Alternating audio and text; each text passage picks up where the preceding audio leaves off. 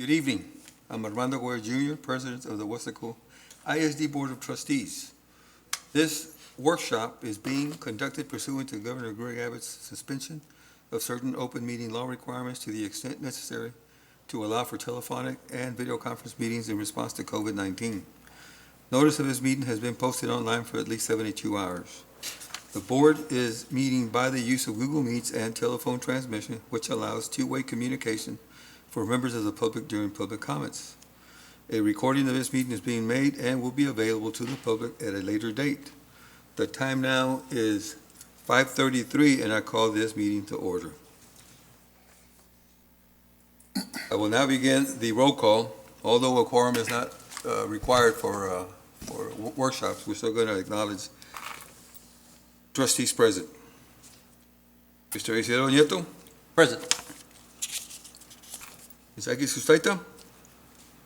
Jose Treviño? Present. Dr. Jaime Rodriguez? Mr. Mark de los Santos? Mark's on, except he can't hear. He says he can't hear him. You can't hear? No.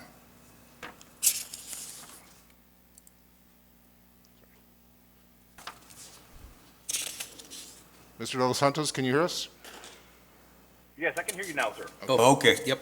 We can Mr. hear De los Santos is present virtually. And Mr. Andrew Gonzalez? Okay. Item 2, public comments. There are none. We have none. Thank you. Item 3, discussion on proposed 2021-2022 budget. Dr. Valdez? Mr. President, presenting for administration this evening on the board workshop on the budget, we have our Assistant Superintendent of Business and Finance, Mr. Andres Sanchez. Mr. Sanchez, you may proceed. Thank you, Dr. Valdez. Mr. Cuellar, members of the board.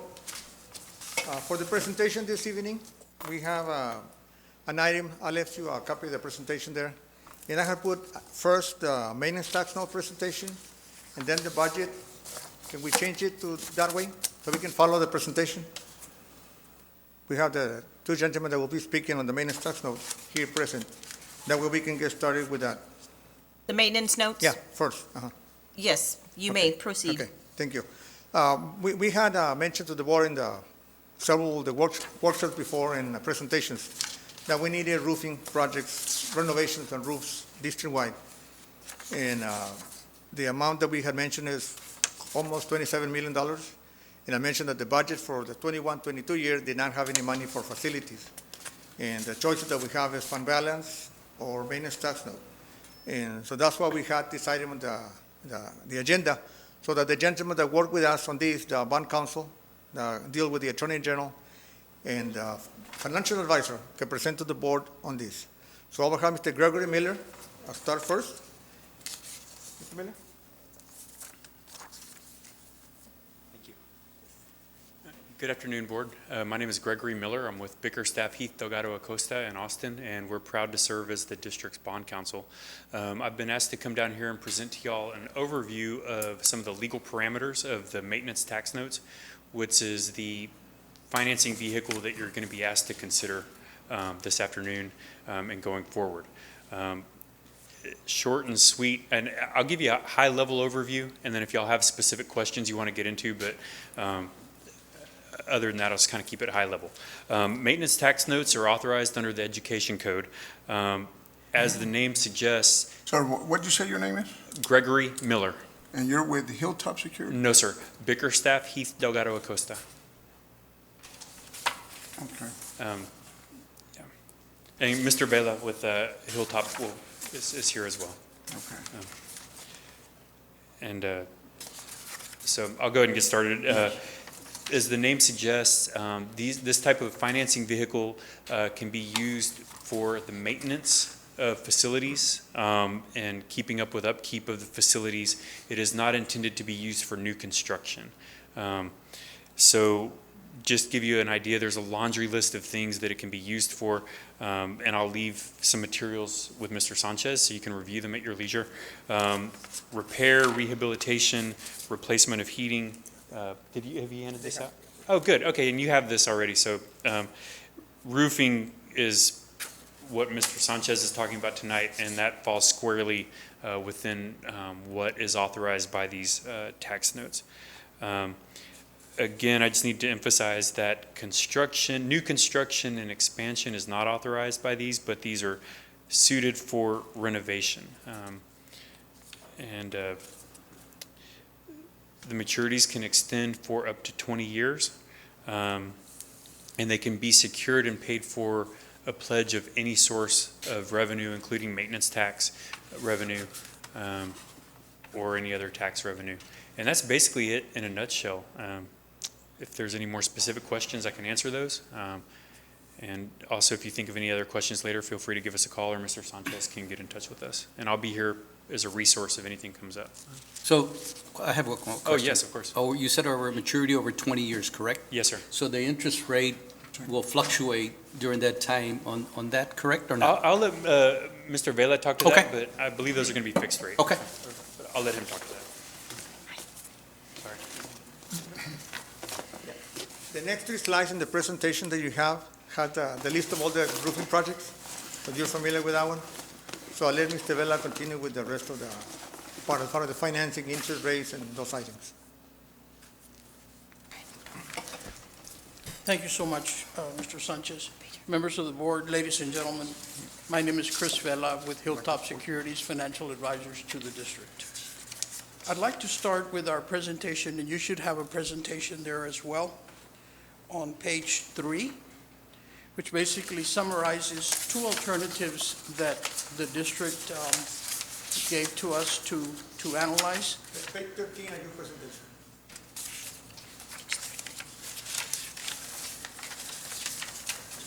Okay. You said page 15? 13 of your presentation. 13. Got it. Okay.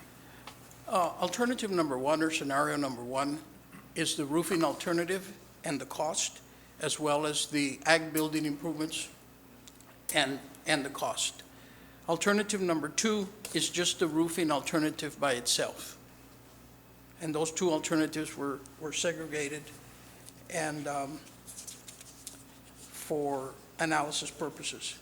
Now, based on the district's 221 freeze adjusted taxable value and the proposed M&O tax rate, these qualify under the legal considerations under the education code as well, as Mr. Miller with Bickerstaff had pointed out.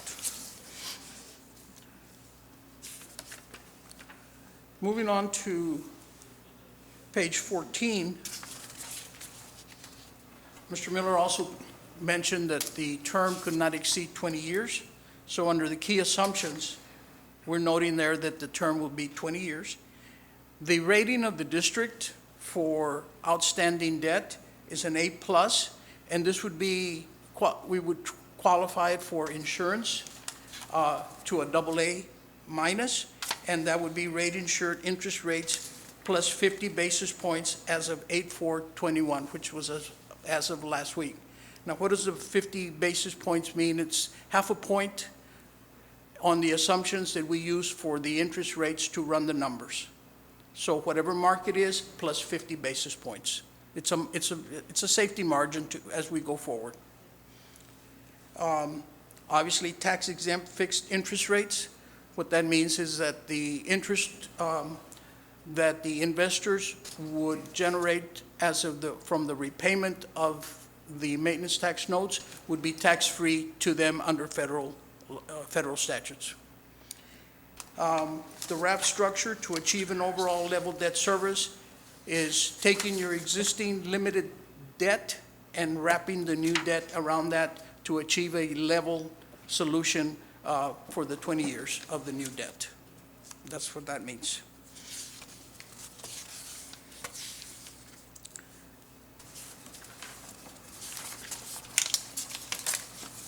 Moving on to page 16. before we analyze alternative or scenario number one. Before we go any further, Yes, sir. initially, when all this started, we were just looking at roofing concerns, right, Andres? I'm looking at the Abrigo Ag Complex. What are we looking at there? Is it roofing also? With what? For the Pete Abrigo Ag Complex improvement? Yes. Well, on that part, I was going to mention later. We had $2 million in the budget for that project. When we got the bids for the project, the price doubled. The lowest price that came in was almost $4 million. So we want to recommend to the board to reject the proposals and put it on hold for now.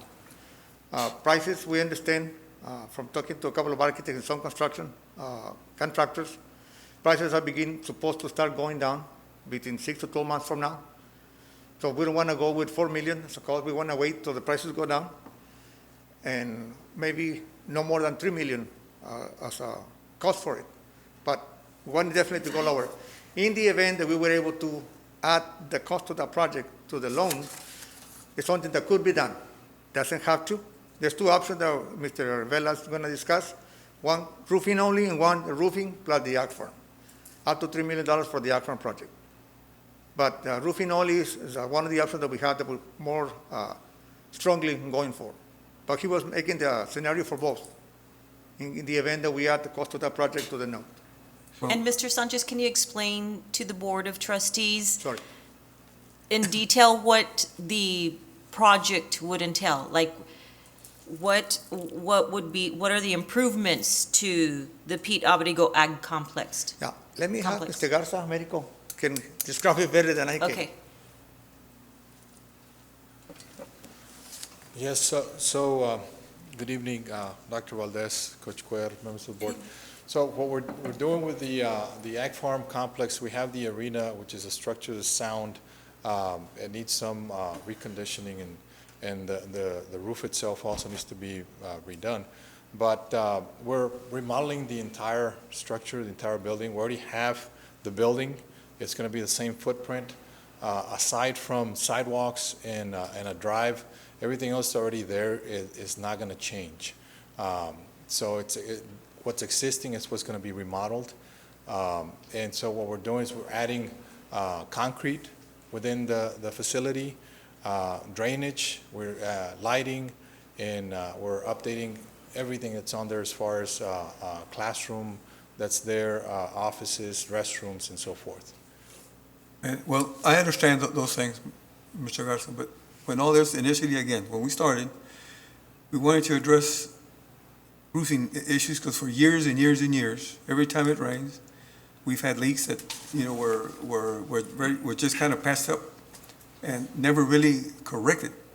So the initial intent of all this had to do with getting these notes to take care of roof projects. So I don't want to compromise that.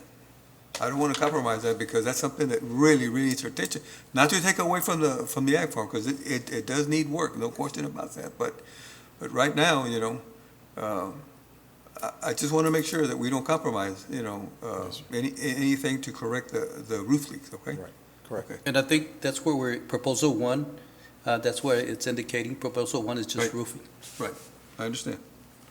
So, Mr. Garza, to clarify for myself, I know at the beginning we talked about the structural needs of the Pete Abrigo, and that was, I think, 1.75 million when we had talked about it in the previous meetings Initially, yes. initially, and that was structural, correct?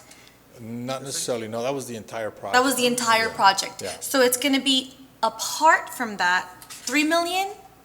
No, because- no. So we're going with the actual cost of the project, setting a budget of 3 million for the entire project, not additional to the 1.7, no. What we do need to address, again, is separately, is the structure, which is a separate building that has the structure compromised.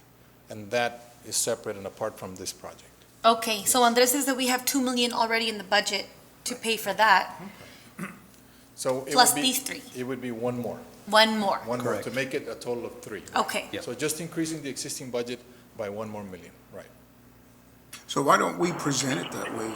Here, when I see 3 million, Confusing. it makes it seem like it's gonna be an additional 3 million to the $1.75 million. No, it would mean including the whole project added to the note, and not use the $2 million that we have right now in the fund balance. It was just as an option to present it, wanting to roofs only, and if we add that. I said 3 million because, like I said, most of the budget that we had prior to going out to bid was 2 million, and the lowest one was 4. So we want to wait till prices go down. I don't know whether they'll go back down to 2 million the way they were or not, but hopefully, I said, I would recommend that they don't exceed 3 million in the cost. And that's just an estimate that we come up with. We don't know what the actual market prices will be for construction materials, which will affect the new proposal price for that project. But we can leave the main structure at just the roofing only, to not complicate anything else. Yes, I had a sir. question just to confirm. Kind of going back to what Trustee Sustaita was talking about. Initially, when we were told about the ag farm, and this was also this is one of our recorded board meetings. The previous director stated that the project would run anywhere from $750,000 to $1 million. And then later, it went up to, when we had another meeting, the price was at 1.5. And then when we approved the pay for the architect at the time, we had to approve the pay for the architect at the adjusted price due to increase in materials was at $2 million. So that project that we were discussing, where we saw from 750 to 1.5 to 2 million, because we paid the architect based on a 2 million maximum price. Is that a separate project than what you're talking about now, as far as adding another $1 million? Yes, well, right now, we're going based on the budget that we had initially. And we have started, it went up little by little. When we went out to bid, we said from the 1.5 we had for the latest budget update is going to be probably 2 million. And that was it. When we went out to bid, finally, when that meeting that you're talking about, Mr. De Los Santos, if I remember correctly, was when we approved the construction document phase. We said, this is construction documents, and at that time we had mentioned, if we do not want to do the project, are we committed to doing everything? And we said no. If we don't want to do the project, all we owe is the architect fees up to construction documents. That's what we mentioned at that time. We don't have to do it. Right. And the architect fees rose. We paid the architect. I remember the previous director for maintenance at the time stated that there was an increase in price, so we paid the architect their percentage at a $2 million max price. No. It would not be to them. It was the initial budget we had. We had increased it to up to 1.5. That was it, not the 2 million. But that's what we had. The 2 million, something that came up by them when we were making the presentation. Now it's 1.5. And if we do the project, it will be based on the actual cost of the project for that portion of the fee. And if we don't do it, it's just based on up to the bidding portion, based on the 1.5 million budget that we had. So we're only paying right now the architect for whatever services they render. And there's been no construction administration because we obviously are not going into the construction. So the fee for them right now owed to the architect is going to be up to the design, completion of the construction documents and bidding. Right.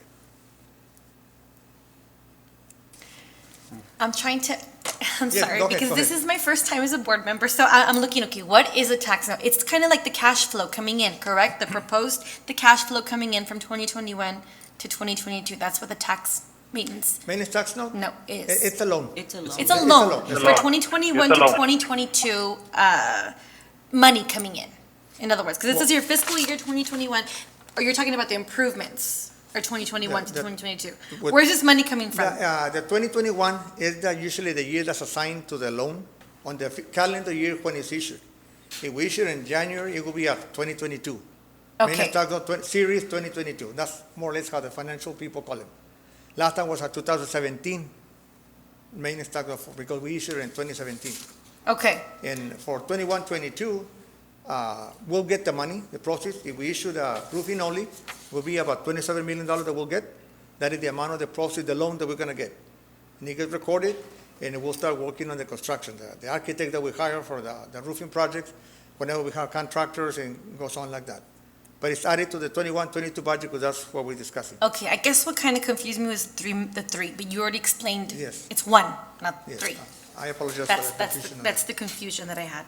Yes, ma'am. Okay. So it's a general loan for that Loan. amount over the Basically. 20 years or whatever Yes, sir. is an agreement, yeah. Okay. I had another question Yes, sir. for Andre. Mande. Sir, right now, the INS, the funds that we're bringing in for INS doesn't cover the debt payments. So and correct me if I'm wrong, the INS funds that we currently have right now aren't covering our debt payments, so we're taking money and transferring it from the general fund, from the M&O. From the unassigned fund balance and the local maintenance fund, yes, sir. Right. You're right? Okay. So we're transferring every single year. How much, I mean, I'm driving right now, but how much, because I don't remember off the top of my head, do we transfer out every single year to move over for that? It varies between 2 million and up to 3 million. For this Okay. year, we're recommending that we transfer 2 million.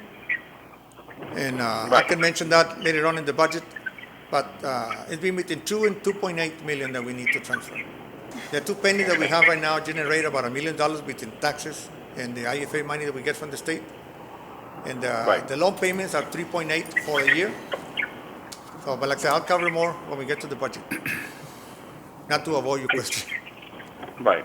Because that's my concern as far as how does that monitored and how's that limited as far as how much you're actually transferring out of the M&O to cover the lack of funds in the INS. Yeah, the board approves it. We bring it to the board every single time. We don't just transfer our money. As you know, any change of function, No, I know. the board approves. But but I'm just asking because I wanted them, everyone to be aware that that's happening, that that's the way we're operating.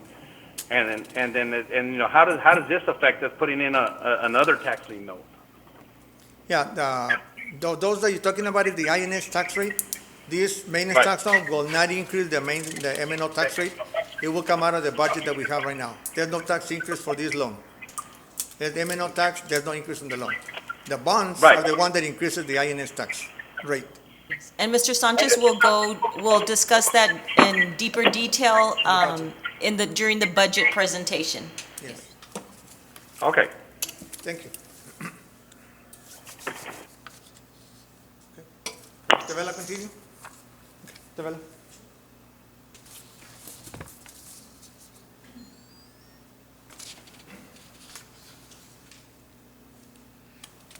Okay, and let me also say, if there's any questions, feel free to stop me as we go along. Thank you. You have the floor. Thank you. On page 16, we analyzed the impact of scenario number 1. Now, just to recap, scenario number 1 is the roofing improvements as well as the improvements to the ag building. Going back to scenario number 1. Now, on the left column, where it says outstanding limited tax debt service, that's the way that debt service is described on the maintenance and operation fund, as limited debt. When you talk about unlimited tax debt, that's bonds on the INS side, not to be confused. So that's your outstanding debt as to both principal and interest, and then you have the total debt service column for the outstanding debt. That's on the box on the way left. And then on proposed, the par amount of the notes would be $26,980,000. That's how much you would be borrowing. And then the investors would provide a premium of $3,268,000 for total sources of funds of $30 million. You would deposit to the project fund $29,816,000. Budgeted cost of issuance, underwriter's discounts, notes insurance that I mentioned earlier to convert your credit from a A+ to a AA-. And then your total sources and uses, your total uses of the funds matches the total sources. The average life is 14.55. Now, here's a very important component here, and this is the interest cost. And we're citing a metric called AIC, which is all-inclusive cost. So when you do a mortgage, you have closing costs, and the first thing you want to know is, well, how much is my rate including the closing costs? That is including the closing cost. So the 261 is the cost. Now, I'm going to stop here, and I'm going to talk a little bit about the market because it's important to understand. There's some attachments at the end of the presentation that have an analysis of the market, but markets are at the market rates are at an all-time low. There's a chart there that says the 20-year bond, which is the 20-year bond index, which is made up of 20 bonds, selected AA bonds, which would be pretty much comparable to the AA insurance that we're talking about here. And you can see that the curve, it's almost at the very bottom of where it's been. And then it's got a snapshot on the right for the last, I believe, 4 weeks, and you can see that it's risen like 4 basis points. So getting back to how many basis points in 1%, that's 100 basis points. So the rise has been very minimal. So the bottom line is that interest rates are very conducive at this time. So if you take, and remember that we said that the prices that we use for analysis were based on 50 basis points, it kind of ties all of that back together. So we also talked about a wrap structure, and you can see on the proposed box and the projected column that it keeps your debt at 3.8 through the life. That's what that wrap does. It tries to achieve that. The next page, on page 17, is scenario 2, which is the roofing only. In other words, what impact, financial impact, will just the roofing alternative have on your proposed debt? And you can see the differences in the numbers between the first alternative and the other alternative. So it's approximately $200,000 difference between the total debt service of the ag building and the roofing and the roofing only. And you can see the metrics, and you can also see the all interest costs that I also define, and the project fund, how much would be deposited to fund the construction.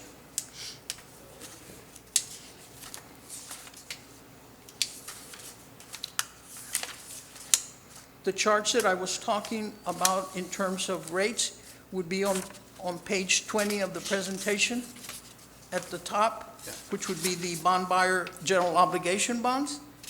And then disregard the one on the bottom because those are for revenue bonds. That's a different type of credit, if you will.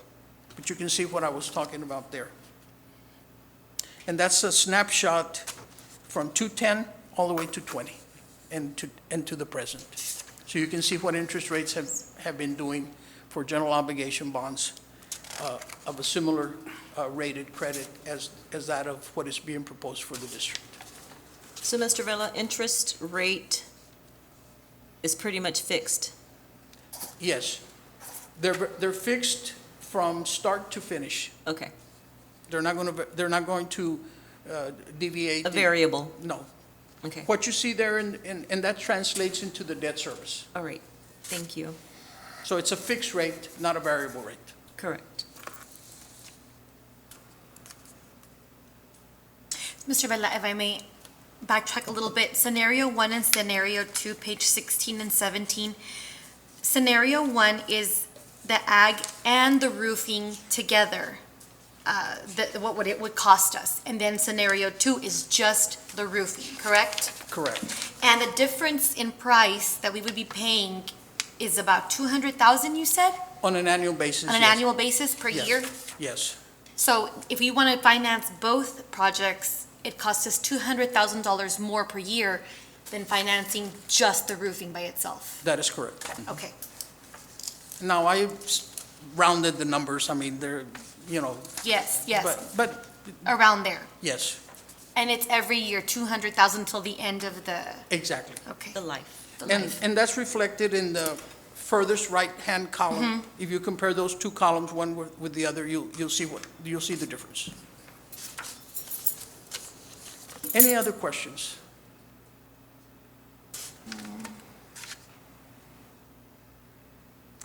Thank you very much. Thank you, Mr. I do Vela. have a question. I'm yes, sorry. question. I know that we've had, this is just an example. For example, like the buses that we had, the flood happen and they had insurance. The insurance gave us money for the buses. however, we didn't use that money to pay back, you know, the loan or whatever. Let's say the roof, that it has insurance or whatever happens to them. Is there a fee, I mean, what is the word I'm looking for? If you pay off a debt early, is there anything, we don't have any kind of what's the word I'm looking for? Penalties. Penalties. There you go. Great question. And what you're asking is, what is the protection that the investor has for prepayment early, for early prepayment?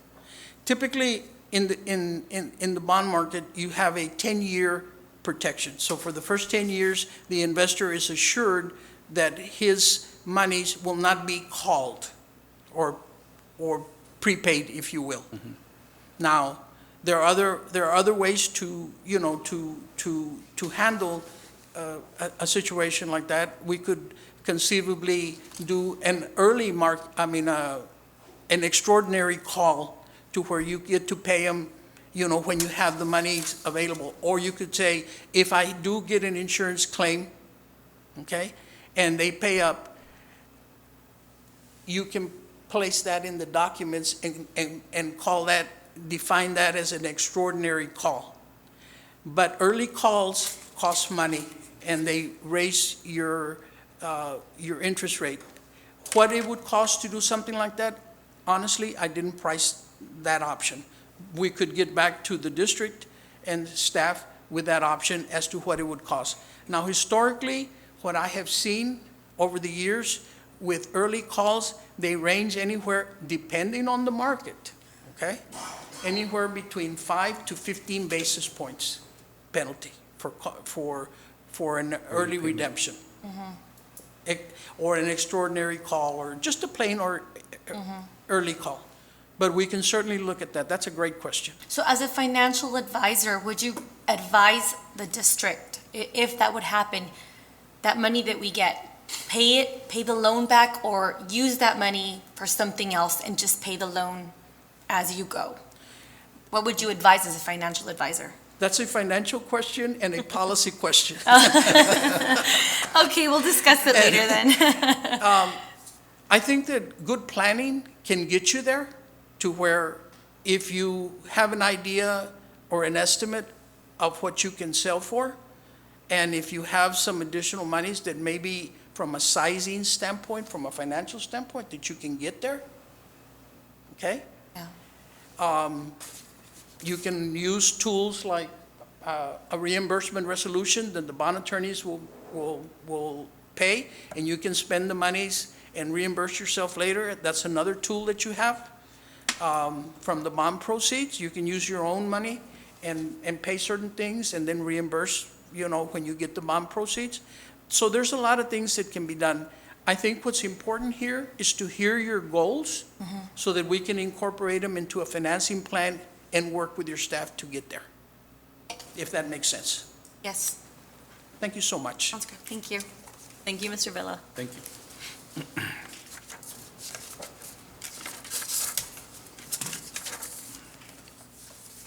Okay, then I'll continue then with the budget.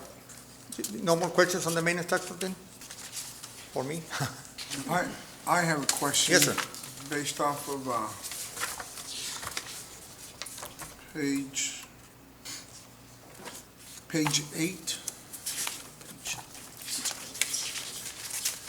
Yes, sir. As we're putting all these projections and projects and so forth for all these roofs at the respective facilities, why are the architect fees so expensive? If they're not creating anything new, all we're doing is renovating. All we're doing, why are the architect fees so expensive? They usually, that's the lowest, usually of the architect, and that's an estimate. Going high, it can be negotiated to try to get a lower amount. But whenever we do projections like this, we try to be conservative, and that is the amount that usually is charged. That's what we paid before on roofs. But, Americo, do you understand what I'm saying here? We're not creating a new angle of the roofs, or we're not redesigning any roofs. All it is a renovation, so why are we having to pay this type of amount for an architect fee? Coach Trevino, so what it is when they do re-roofing, they do have to assess the roof, the condition, if the roof panel or the underneath the layers that the roof has, if there's any rotted panels and they have to be replaced, they have to redo also structural assessment and make sure that everything is properly supported so that whatever new layers are coming in as far as insulation layers and so forth are going to be supported properly. So there is some design work that goes into it, calculations and so forth. So it's not to say a completely new roof, but they still need to check the existing conditions of the existing roof to make sure that there's no issues with the existing conditions. In many cases, To me, that's more like engineering. That's not architect, wouldn't it? well, and the architect is the one that has the engineer under his wing per se.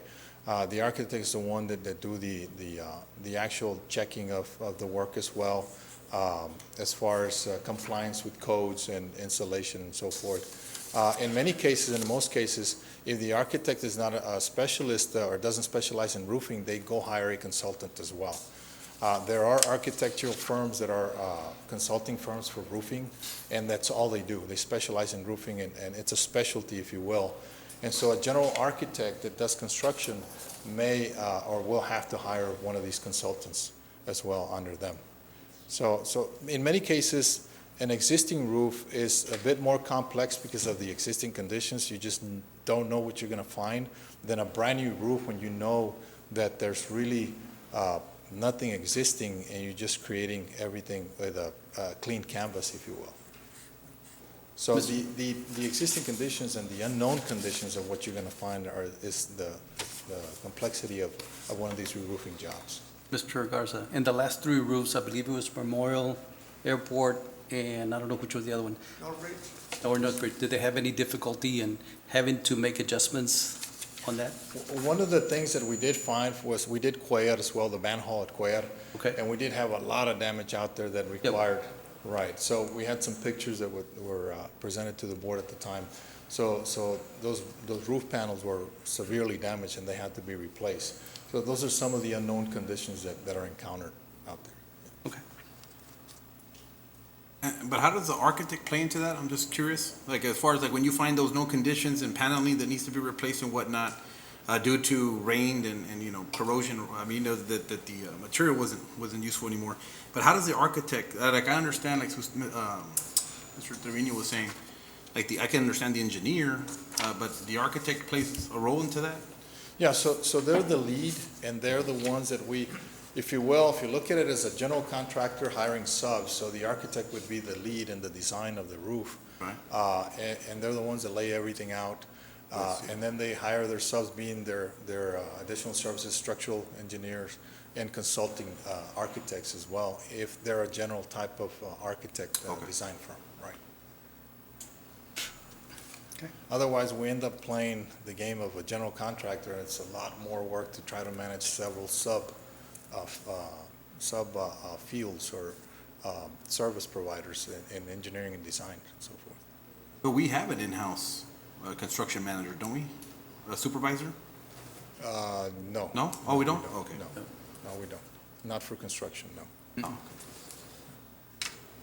Now, wouldn't it be cheaper to hire an in-house and have somebody do that instead of, for every project out there, you know, that gets proposed, hiring an architect firm and doing this? Well, and we have that, as far as architectural firms, Coach, we have requested for qualifications.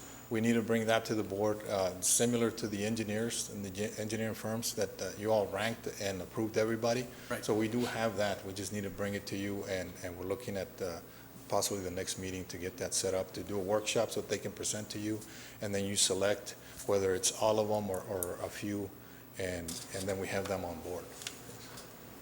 Just want to charge a fee. Okay.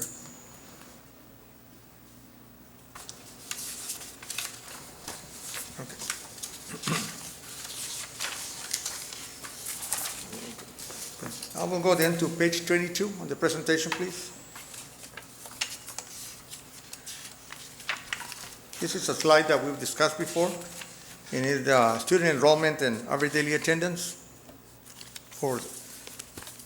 We have 6 years here presented, plus the one that we're proposing. For the current year, 2021, we had an enrollment of 16,616 when we started, and we budgeted 15,288.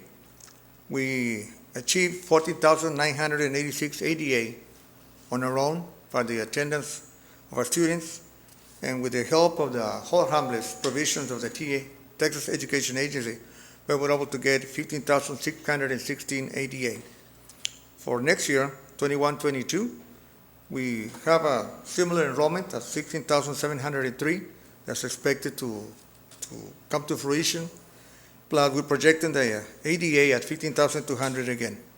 We expect the ADA to improve from what we had last year at 14,900, so that we can get the 15,200 and possibly increase it, go beyond the 15,200.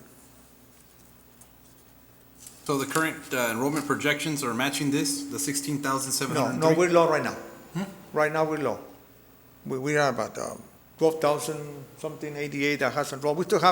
We're doing electronic enrollment, so not all parents have enrolled the children. So principals and staff and leavers program that we had contacting parents to get everybody to enroll. But we expect those are the numbers that we had from before. But we expect about another 1,000 new enrollees to come in. So that is how we come up with the number of 16,700. And Mr. Carlos Martinez, do we have the current enrollment figures to provide the board at this time?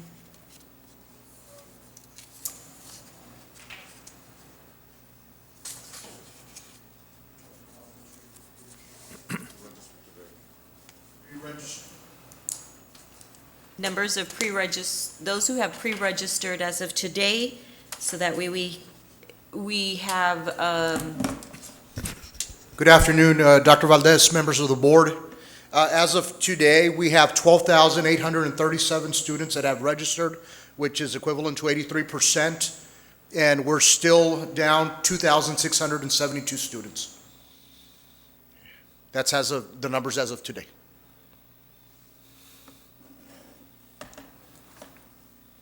Historically, when will we start to see a peak enrollment?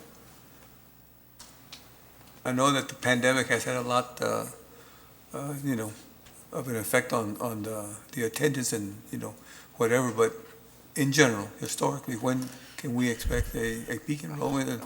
And realistically, what are we looking at? Last year by this time when we had, prior to last year, a normal year pre-COVID, by this time we were closer to the 90% enrollment that we're looking at, because we're accelerating that enrollment through our campuses and everything that we do on a normal year.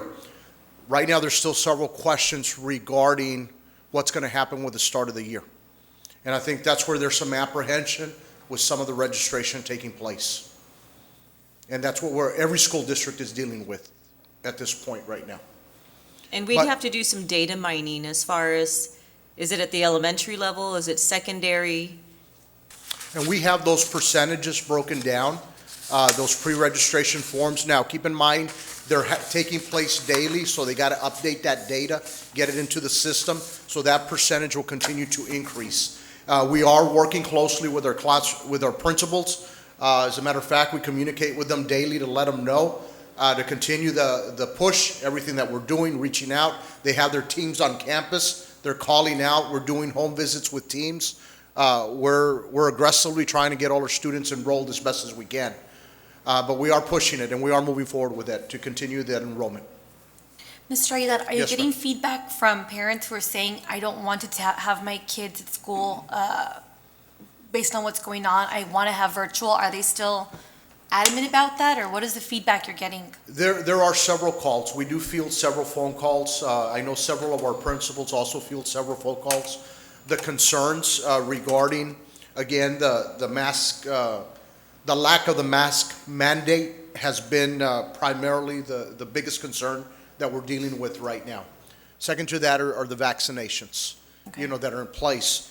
Those are calls that we have received quite a few.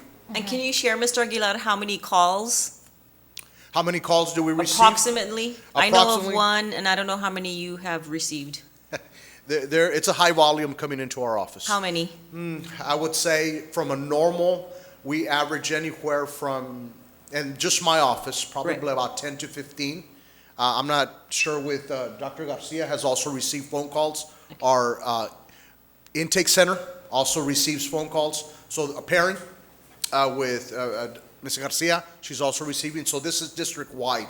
I think as a we need a system in place to monitor the number of parent concerns regarding this, so that way we can closely monitor. That's feedback and input that we need as far as next steps. So administration will work on getting you parental concerns, because that is obviously first and foremost a priority for us, to make sure that parents feel safe and the students feel safe, and that we're doing our due diligence to make sure that everyone's okay returning to school. And we do take their phone calls. You know, we work to strive to provide that customer service and explain to them what we're currently doing, what practices we have within our schools, and what we're going to do for the start of the year, as well as explaining and educating them regarding what we currently have coming down from TA and from the governor's orders.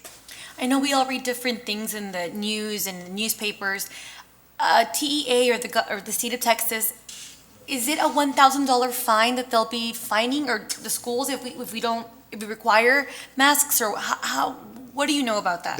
What TA has stated, with the fine that's out there, you are correct, it is a $1,000 fine.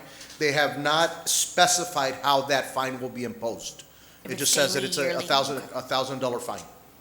Okay. But there's no, just kind of piggyback off Trustee Sustaita, that's not, it doesn't tell you if it's $1,000 per student Per day. or not. There's no detail yet. That is correct, Mr. Dos Santos. That has not been specified. Tomorrow, hopefully, we'll get some more information from TA, from the commissioner, and hopefully we'll get an update with what's the latest that we have coming down, through Texas. Yeah.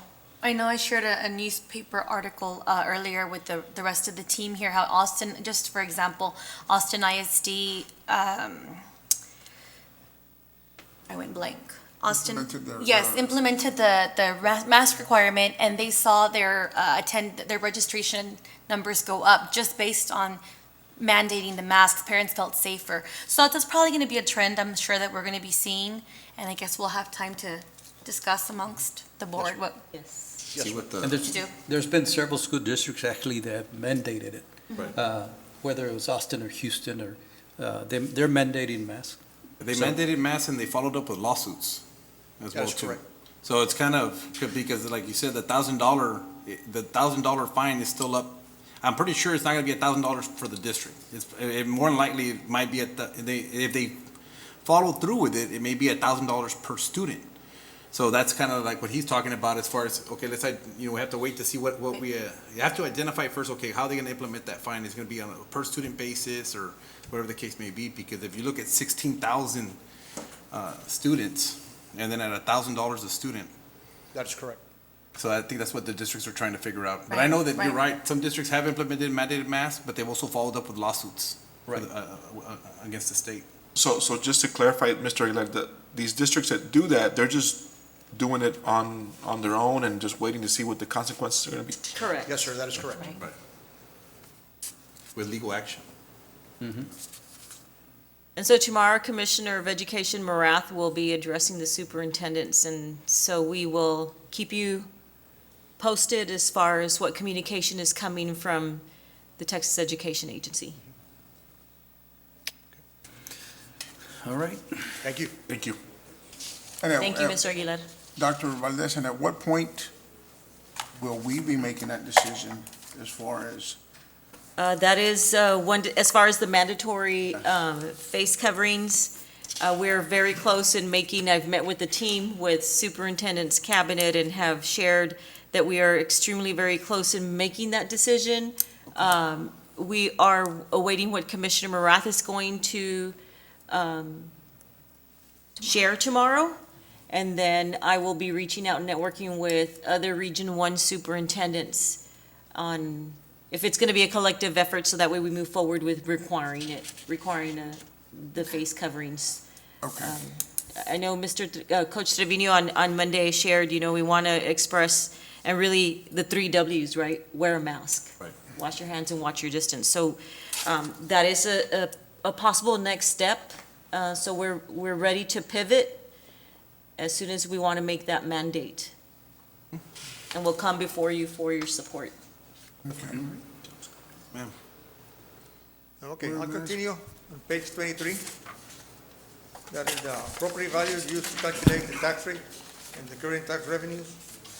The 2020-21 certified property values were $2,615 million. The certified values for the 2021-2022 year are $2,873 million. There's an increase of $258 million. It's almost 10% increase. Values went up a lot. That's one of the things that caused our M&O tax rate to go down. So we had a big increase. A lot of the districts in the valley had it. And I don't know if anybody was 10% as well, but our increase is very big. That's what you know. On the next page, we have the tax rates, M&O and INS. Last year, or the current year, our M&O rate is 0.9989, and this was decreased from the prior year when it was 1.048. As values go up, the rates have been going down. We had 2 pennies for INS, and for a total rate of 1.0189.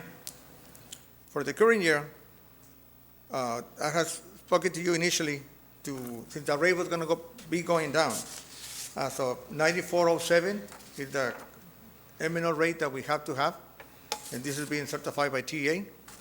And the INS rate, if we continue with the same one at 2 pennies, our total tax rate would be 0.96 cents in a dollar for every $100 of valuation. As I mentioned, perhaps we could go higher. If we were to go up high to 4 pennies, which is 2 more pennies, the total rate would be 0.9807. And this doesn't say much, but let me go to the next page so I can explain it better. It could be either 0.96 or 0.98. The advertisement that we're doing on the paper on Friday is reflecting the higher rate. Just in case we want to consider a higher rate, we can do it. We don't have to. But if we only advertise 2 pennies. If we want to do 4, we can, because we didn't advertise it. Sir, I had a quick question. Just so you know, it's going to be 4 pennies. Yes, sir. I had a quick question. I know that we had talked a couple days ago about the compression, right? The lowering of the tax rates. Yes, sir. And I had mentioned about the disaster declaration that's available. Mm-hmm. And Yes. and I know that you had said that that there was no disaster to declare, but other districts like Donna, Port Isabel, Calchasa, Valley View, et cetera, they're doing the disaster declaration. And I think I have one here. I did some research after, Yeah. and I think also another district, because they're using Hurricane Hannah. And so what they're doing is they're using the disaster declaration for Hurricane Hannah in July, so that way they can keep their rates. They don't have to, through the compression, they don't lose those pennies, and that way they're not losing additional funding. Why wasn't that an option for us, or why didn't we look into that as far as doing that? That way we can still keep those pennies. The taxpayers aren't going to pay an increase because the rate's still going to stay the same from 2020, 2021. Right. And Yes. yet that'll generate additional funding that we can use for, like you said, M&O, maintenance and operations. And Yeah. so, Right. We did not have a lot of damage that we had to disburse a lot of money for. That is why we did not consider it. One of the things we're doing that, regardless of whatever happens, the district that I spoke to, the tax assessor collector, well, the assistant to the tax assessor collector from Hidalgo County, and I know Mercedes is, in fact, I have that information later, and PHA have disaster pennies. And I said, what are they doing? Because they said, well, they say the flood. We didn't have a flood here last year. Well, maybe in that area they got affected. We didn't. So it might be the tax freeze, the freeze that we had, not tax freeze. And the freeze damages that we had was at the warehouse, but no more than $100,000 on the cost that we had. Yeah. So that is not a big increase to cause us, I didn't see, to raise the tax rate for that amount of damage. And I know when you have a damage on one calendar year, let's say, let's go back to 2018. That was on July 2018. For the 2019, which is the 1920 year, we could have asked for an increase of disaster, because of disaster pennies, we didn't do it. But that is when you can do it the following year. As far as how all the districts are doing it, I don't know, but if they have a damage that they can show, then they can claim it. But So you have- so for Hurricane Hannah, we didn't have any damage. We didn't have much of damage with that. So how do the roofs leak? Well. Is that just over time? That's that- just a lack of repair? Right. Okay. The Northridge Memorial and Airport, the buildings are almost 30 years old. Okay. Most roofs, the warranty is between 20 and 30 years. They need to get that. That's basically the matter. We haven't perhaps not maintained it properly over the years, because you have to get on the roof and do some work with them. But it's not because of the hurricanes that we have leaks, it's because the roofs are old and they're damaged. That is it. No, but what Mark is saying, we probably may have been able to take advantage of that, because we're listing Because Valley View, Mercedes, Donna. 20-something roofs here.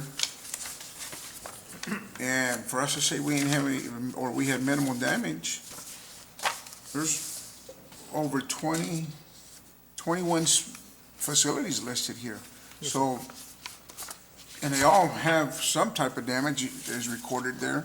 So did we not file any type of paperwork or something there, or we just overlooked this and didn't take advantage of this? Of what, No, like I Mr. said, Los Santos was talking about?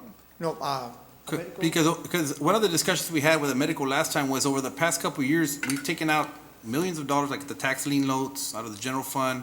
Remember after the bond, we had that discussion with that meeting after the bond as well. So there was millions of dollars that were used over the last 4 to 6 years in repairs. And one of the questions I had from medical was, why at the time, knowing that roofs are so crucial to a structure, why at the time did we build and invest money everywhere else, but we didn't invest on 22 roofs? And so that's why I'm trying to think that, okay, maybe some of this damage happened when we had Hurricane Hannah, because Hurricane Hannah pretty much went right down the Expressway 83 and from one side of the valley to the other. And so if all these other districts are doing this and declaring the disaster and using that disaster declaration to not increase taxes, but just keep the rates the same and not losing any funding due to compression, either our structures are very well built and we had zero issues, but now I see a page here with all these roofs and $27 million of repairs. So that's kind of going back to our previous discussion, is why wasn't it done then? Why is it now all being done now? So that was kind of the question. Right, so and to answer your question, at least to comment on the damage by roofing, I'm not sure what the definition is to qualify for that. But the sustained damage, if anything, that we suffered from the hurricane was just due to roof leaks, which was the rain. Nothing wind driven, nothing being lifted off of the roofs, no projectiles, cutting holes through the roofs or anything like that. So I don't know if that's where the definition differentiates between hurricane damage versus just water damage and so forth. But the leaks there was rain, so there was damage because of roof leaks, but it was due to the rain, right? Not the wind at the time. As far as the accumulation of the roofs and the buildup of the scope of what we have right now, so we've tried to do some, and unfortunately, we haven't been able to catch up, so we haven't done it fast enough. I know we started with the warehouse, we started with building B at Roosevelt, also at the time the I-wing at the high school, Margot, and then we continued on since then. But before then, we really hadn't done much with roofing, no. We're just now trying to catch up. Okay. Thank you, sir.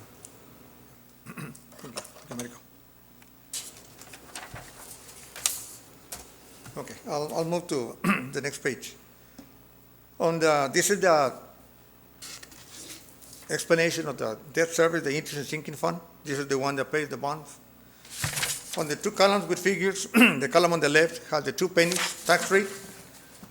Right now, we project at the end of the year to have $528,000 in fund balance in the INS fund. I mentioned to the board that we're going to bring to the board on August 23rd an agenda item for recommendation to approve a transfer of $2 million from the surplus funds and the local maintenance funds to the INS fund to pay bonds.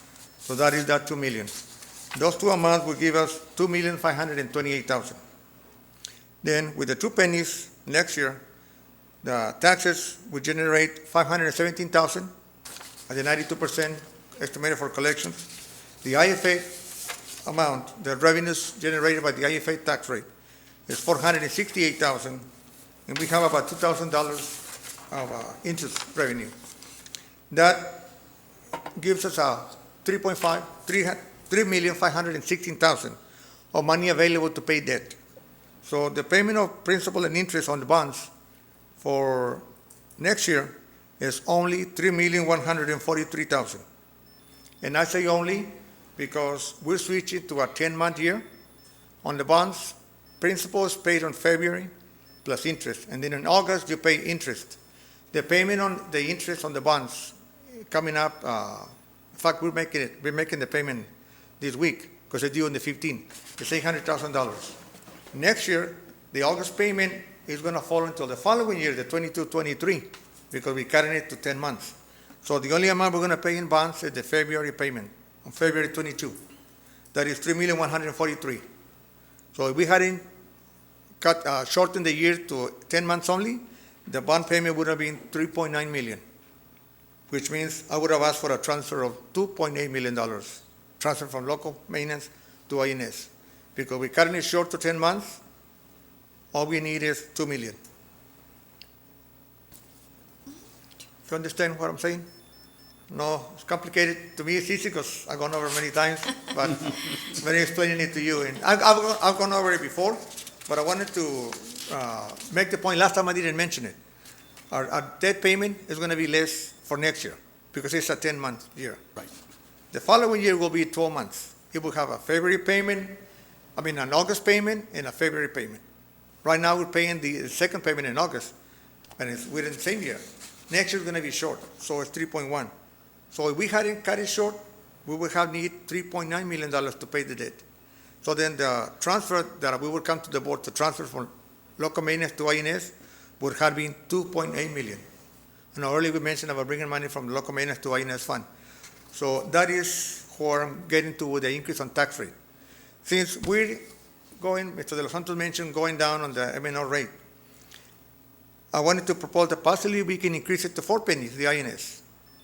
If we do that, we'll still have 2.5 to start the year, but the revenues from taxes, instead of 517, it would be $1,035,000, and the IFI money from the state, instead of $468,000, would be approximately $925,000. That would give us money available, $4,491,000 to pay. Since the date on the payment is only 3.1, we're going to have $1,003,000 left for next year.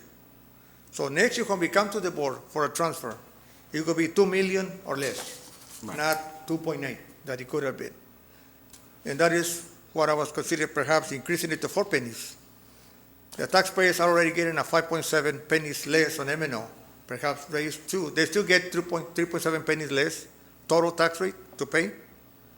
But that way would help us so that we don't have to transfer so much money from local maintenance to the INS to pay the bond debt. So the concern here Yes, sir. will be, so this is basically this is a loan payment. These are the bonds, not the loan, the bonds. Yeah, the bond and interest. Yeah, the bonds, yes. But we do need to increase the INS because it is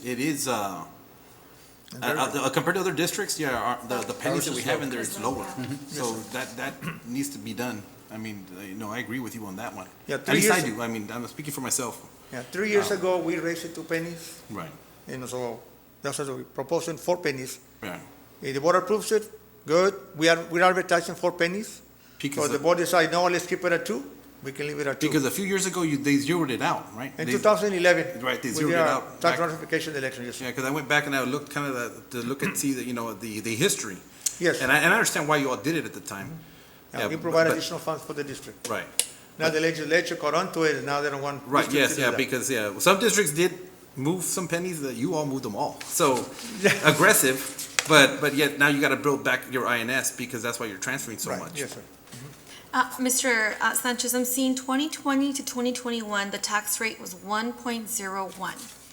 Even if we hire the INS to 0.04, we're still lower in total than, we're at 0.98.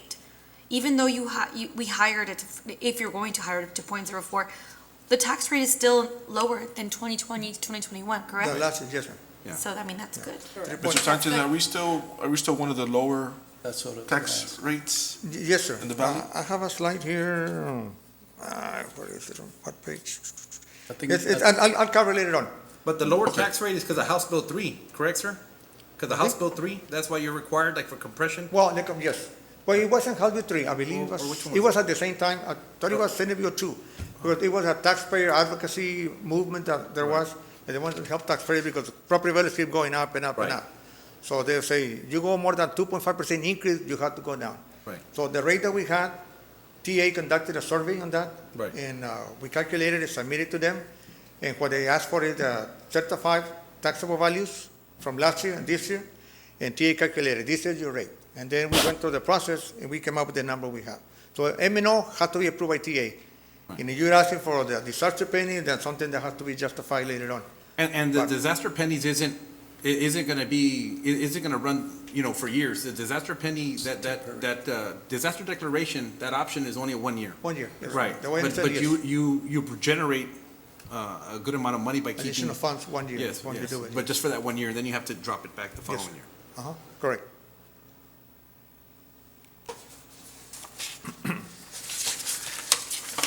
Okay, I'll go to the next slide on page 26. This is employee insurance benefits. Same information we have mentioned before.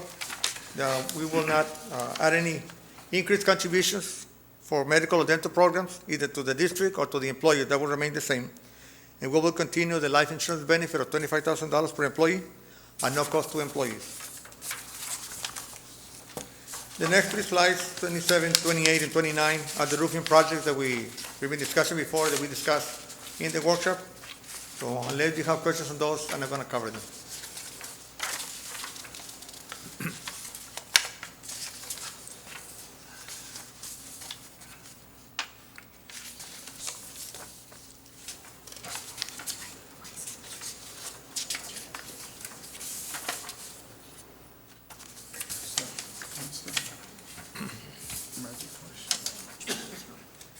What was ever the outcome of didn't somebody, I know that there was community concerns about the Weslaco East band hall? I think that's a fairly new structure, but I know that there was concerns with, Yes. that every time it rained, that there was multiple leaks in that band hall. Yes, so I know we that's not had- listed in here, but what is the status of that, or? So we're in the closing process of the project. We had a situation where we were already collecting the closeout documents for the project, Mr. Los Santos, and we were not getting the warranty certificate from the manufacturer of the roof. We found out that the contractor had not installed the roof according to the manufacturer's instructions, and so they had to hire another roofing company, and they replaced the roof completely in its entirety again. They finally got the warranty certificate, and as of the last rain, we didn't have anything but possible some roof leaks or roof penetration to the windows in the front area, which is just resealing of the glass, right? So, knock on wood, we did not have anything. The major gushing water that I believe there's a video that we took and people are seeing that was due to the roof drains. So there was a gasket that was failing on those roof drains in 3 spots, and that's been replaced as well. So we've identified that as well as the problem. We're very close to closing that project out. Yes. Mr. Garza, are you, obviously, I don't know if we're using the same subcontractors, or are we keeping tabs of who's doing what projects to see, hey, what's going on, is there a pattern here? Yes. We are. Yes, we are. So we do, I hate to use the term, but blacklist a subcontractor, but we do take note of that. Okay. If we see just poor workmanship from the subcontractors, we take note of that. And when we do another project, that's what we ask as part of the criteria for ranking. You need to send us the list of subcontractors, and if we see them, then that's where they lose points and so forth. If we see one of those subcontractors that we have blacklisted, if you will. Okay, that's very important, yes. Yes. Okay. Thank you, sir. I'm going to ask this, I know I had asked this question previously, since we're on page 27, 28, 29. Yes, sir. And this is more for a medical, most campuses have a bunch of wings. You have the third grade. I'm just since there's an elementary campus here is number one, you know, you have different wings. And I notice here, description of the job is the entire campus. Now, when you guys put down, or when we put down entire campus, I visualize we're having leaks throughout the entire campus, but I find that highly unlikely. So if that's the case, if that's not happening, why are we gonna replace the entire campus roofing instead of just doing, just hypothetically speaking, the third grade wing, the first grade wing, and the kindergarten, whatever? Three sections instead of doing the entire facility. Why are we looking at jobs in this manner here? And I guess I should take advantage of you know, the loan or whatever. You may as well do it all, I guess, but. So Coach, it's not only that, but we do look at the age of the roof in its entirety. And if it's one roof system per se, one building, if it's a separate building, then we do that as well. We check the age of the roof, and if we know that a section is already failing, could be multiple reasons for it. Sometimes we have trees that are too close to the building that damage, you know, a section of the building prematurely. But if the age is already there for the roof, and it's the same for the entire section, then we might as well, the reasoning is we might as well replace the whole thing, because the other sections are soon to come as well. So we try to take care of it at that time, and that's the reasoning. You mentioned trees. I hope some of these damages are not being occurring because of trees, because we have all these people on staff. You have your lawn guys, your and they should be monitoring those things. So I don't know why it would ever get to that point. Well, we try. We do our best, but come springtime, you know, we have those new sprouting branches and so forth, and they do get into the roofs, and with the wind, they start scraping, you know, going back and forth over the roof until we were able to get to them. So what we started doing as part of the construction, we have a design requirements document that I've been drafting for several years now, and adding and improving and increasing or growing the document. And one of the items that we've added on there is that we don't want any trees that are going to go beyond the roof too close to the building. You know, Correct. Anything closer than 25 feet, we don't want that. Palm trees or anything like that. So we're monitoring it that way now, and we're trying to get rid of all the trees that are causing this damage, especially in the atriums of the campuses, because that was the trend back then. We used to have these atriums and trees growing out of there, but they would end up too close to the roofs, and so we're trying to prevent it that way. Okay. We do try to get them through our maintenance staff as best as we can. Unfortunately, we do have way too many trees out there, including the palm trees, which are some of the worst culprits of damage. But even if we're lacking in manpower, it would still be cheaper to hire this out and get people in there and take care of it instead of just letting it linger on and linger on and cause more damage. And we're doing that now. We're being proactive. With the new roof, we want to make sure that we did that with the Memorial and Northridge campuses with this roofing. We removed, if you've noticed, the oak tree that was in front of Memorial, we checked with the campus and the principal, and we asked them, do you want to keep it? They said, no, we don't want to keep it yet because it's causing a lot of problems here with the roof. So we did take that one out. In Northridge, there was an ash tree. I believe that's what's there. The principal said he wanted to keep it and said, okay, we'll just work with it and try to maintain it trimmed.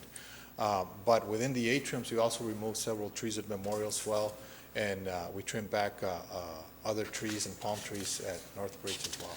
So we are, being proactive that way. Every roofing project that we do, we look at the trees around there and we make them part of the project as well, whether we want to remove them or trim them back as much as possible.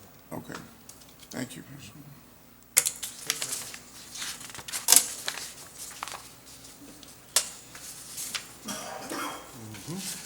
I'm gonna move to page 31.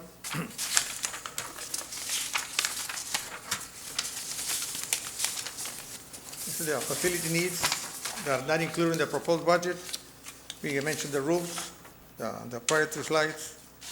We don't have any money for facilities in the budget.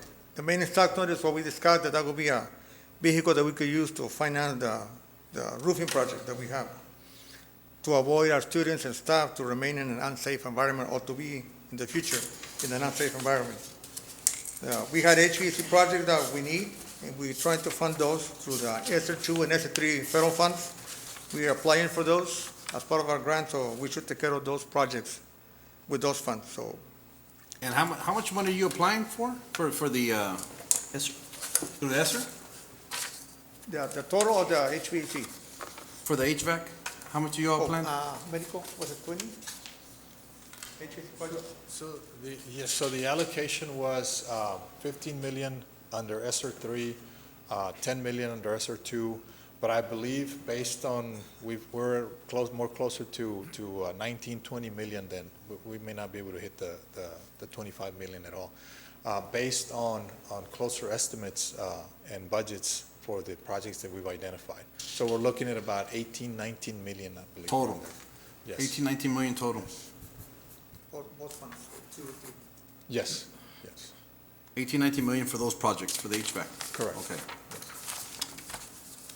Yeah, because I'm just. Thank you. And the only reason I'm asking is like going back again, looking at previous history, like the tax note history, between 2001 and 2009, about $11 million in tax notes, right? And this is off of your figure. 2001, 2009, about $11 million in tax notes, and then we jumped to 2014 to 2019, and we're at almost at 34 million in tax notes, plus the money that was taken out of the general fund, which was, what was that, about 15, 13 back then, in 2017? Yes, sir.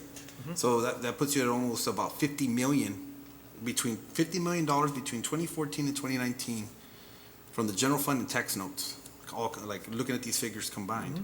Yes. And now we're gonna ask for another tax note of 26 million About and change. 27. 27 million. Yeah, the project. That's a lot of money within just a short span of time, you know, and then to have all these 20 roofs. Yeah. Well, from 14 to 19. Well, okay. Yeah, it's about 40 million. Page And then you're gonna 32, tack yes, on 26, and then you're gonna tack Yeah. on another 18, 19 for ACs. But 2014, we did a major work with that, and that wasn't enough. That's the only amount we qualified for. That was a loan that we got with the assistance from TA, and we were able to do the entire Weslaco High School for HVAC, controls, HVAC units. That is, you know, from the 1970s, the building, we added wings to it as we came along, and we had different controls and programs for different buildings. So to have one system for everything, we did the high school, and we needed to have it there. And we did partial work at all the campuses, but we didn't do them all. That is why we have the need now that we want to do with the ESSER funds.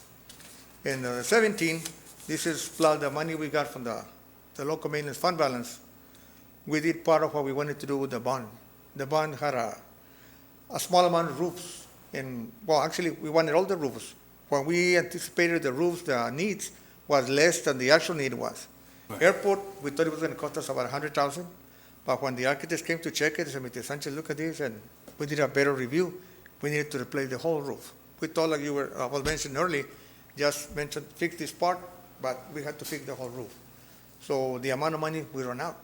That's why we only did a limited number, and we got it from fund balance, the initial schools, Big Arsa, Cuellar, the gyms and band halls, and then airport, and the band hall at the old band hall at the high school. That was the first issue of roofs that we did. And then we did Memorial, Northridge, and Transition Center at the high school. That were the next projects on roofs. And that's all we've done in a while. Mr. Sanchez, my Yes, ma'am. concern is this with the roofs. I've been trying to educate myself on the ESSER funds and the use of ESSER funds. Yes. And I know it's very tempting to want to repair and use the money for things that we need to repair. But my concern is, I know these funds have to be used for pandemic-related things. Are we okay to use these funds for roofs, even though it might not be pandemic-related? Well, the roof comes from the ESSER. air quality section. Air quality, okay. The roofs, and now we started with Mr. Garza.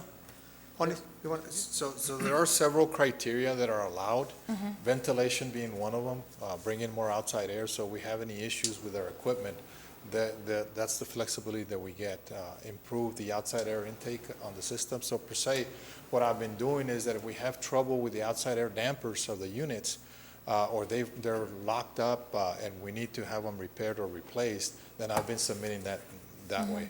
Also, the other one is indoor quality improvements, and that also is allowed.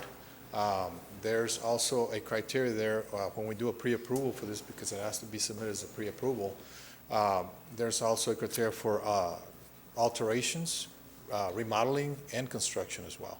So depending on whether that criteria is met and actually is within the parameters, for example, construction, they've stated during presentations that we're allowed construction so long as it is for the sake of social distancing, to create more space and provide more room for the kids, the students, or staff.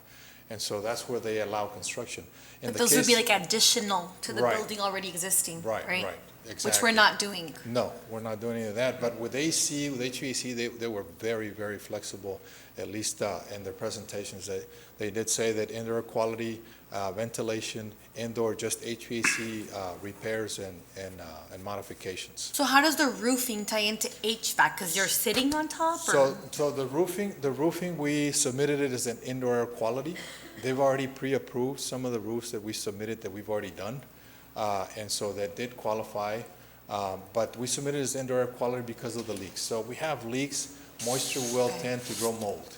And we submitted it that way to improve indoor air quality. Also, the excessive amount of air due to the building envelope not being as tight as it should be, then we're bringing in too much air that is not treated by the air conditioning system, so the humidity levels rise. And so that was the reasoning behind the submission. And they did approve already the roofs that we've done recently, that we submitted, and so we're just waiting for approval of the air conditioning projects that we have lined up as well. I see. So let's say the roof is leaking, it's wet, it's causing mold, it's part of the air. Right. That's how it can pass as Exactly. roofing. Okay, Yes. I get it. Yeah. All right. But all those have to be approved, correct? They have to be submitted for pre-approval. They approve them, and then we can proceed, yes. Okay. That makes sense. They consider the HVAC work as construction per se, but that's the way they put them under that umbrella. Okay. And the HVC works that you're talking about, those are units that already have, past their lifespan, right? Yes, for the most part, yes. If we have anything that, like I said, if it's any outside air dampers, that's the only thing we have, we do submit it, maybe 20,000, 25,000, 30,000. So it does add up eventually with everything that we've looked at throughout the district. But for the most part, it's the units that have already served their life. We've got still some units that have that Freon that's already been phased out, the R22 is called. And we do want to replace those. Right now, that's very expensive Freon because it has been phased out and the equipment is no longer being made or supported.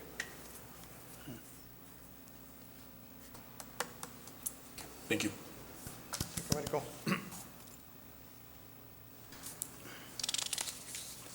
Okay.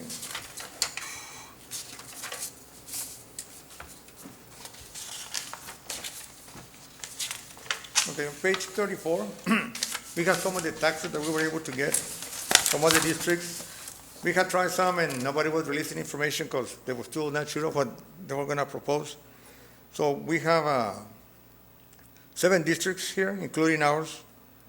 For McAllen, the M&O rate is $1 and almost 5 pennies. Their INS is 0.089, almost 9 pennies, for a rate of almost 1.14. Harlingen is 101 M&O and 15 pennies for INS for 115.6 total. Mission is 0.97 for M&O, 0.17 for INS for a total of 114. PLJA is 0.997, and this one includes disaster pennies, Mr. De Los Santos. I'm not sure how anybody has some of those. Their INS rate is almost 22 pennies. The total rate is 121. Mercedes ISD, they told us that they have 2 propositions on the tax rate. One is at 0.98 and one at $1 and 1 penny. That's the one with the disaster pennies. Right. And then on the INS, they have 34 pennies for bond. That's for the payment of bond that they have. The total would be either 132 or 135.2. And Donna On the M&O, it's $1.02 for M&O. INS is almost 14 pennies for a total of 116. So you can see, from those rates, we're lower than they are. And now, we used to be lower than everybody except Point Isabel, but now that we have the restrictions from the state, because everybody's going down, and not all the values went up at the same level of percentage, that affects the rate that they have. That's why now they're different. But we're still lower than everybody here. And you'll see on the INS, McAllen has 9 pennies, Harlingen 15, Mission 17, PLJ 22, Mercedes 34, and Donna 14. These are the pennies they have on the INS. So we had the bonds that we have right now, we had 10 pennies at the most. That's all we had. That's what we transferred to M&O. So we haven't had bonds. 2010 we tried, and 16, and they were not approved. But all the districts have their bonds. That's why they have a lot of INS rate that they have to levy on the taxpayers. Any questions on that? I know we keep referring back to the total tax rate, but. Sure. But our property values here in Weslaco are extremely high. They continue to.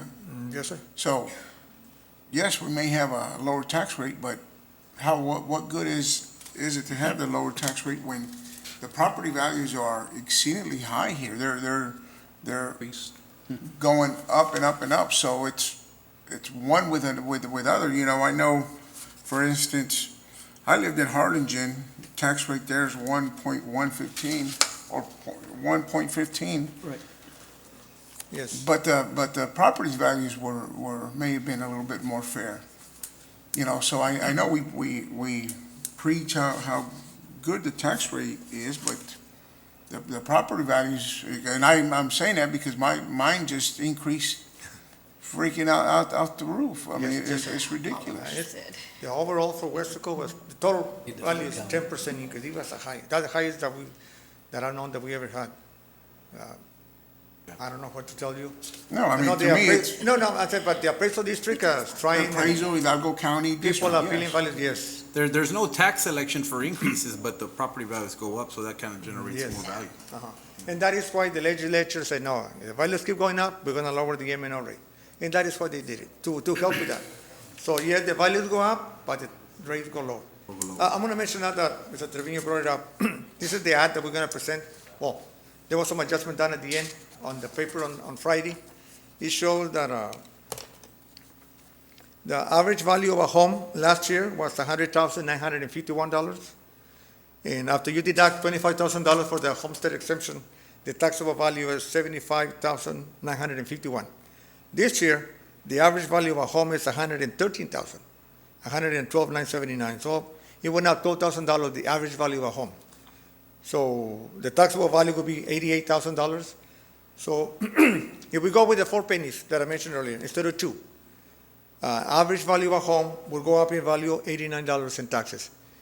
Considering that the M&O is going down, and I was suggesting to increase INS by 4 pennies instead of 2, right, because of the increase on the values of everything else.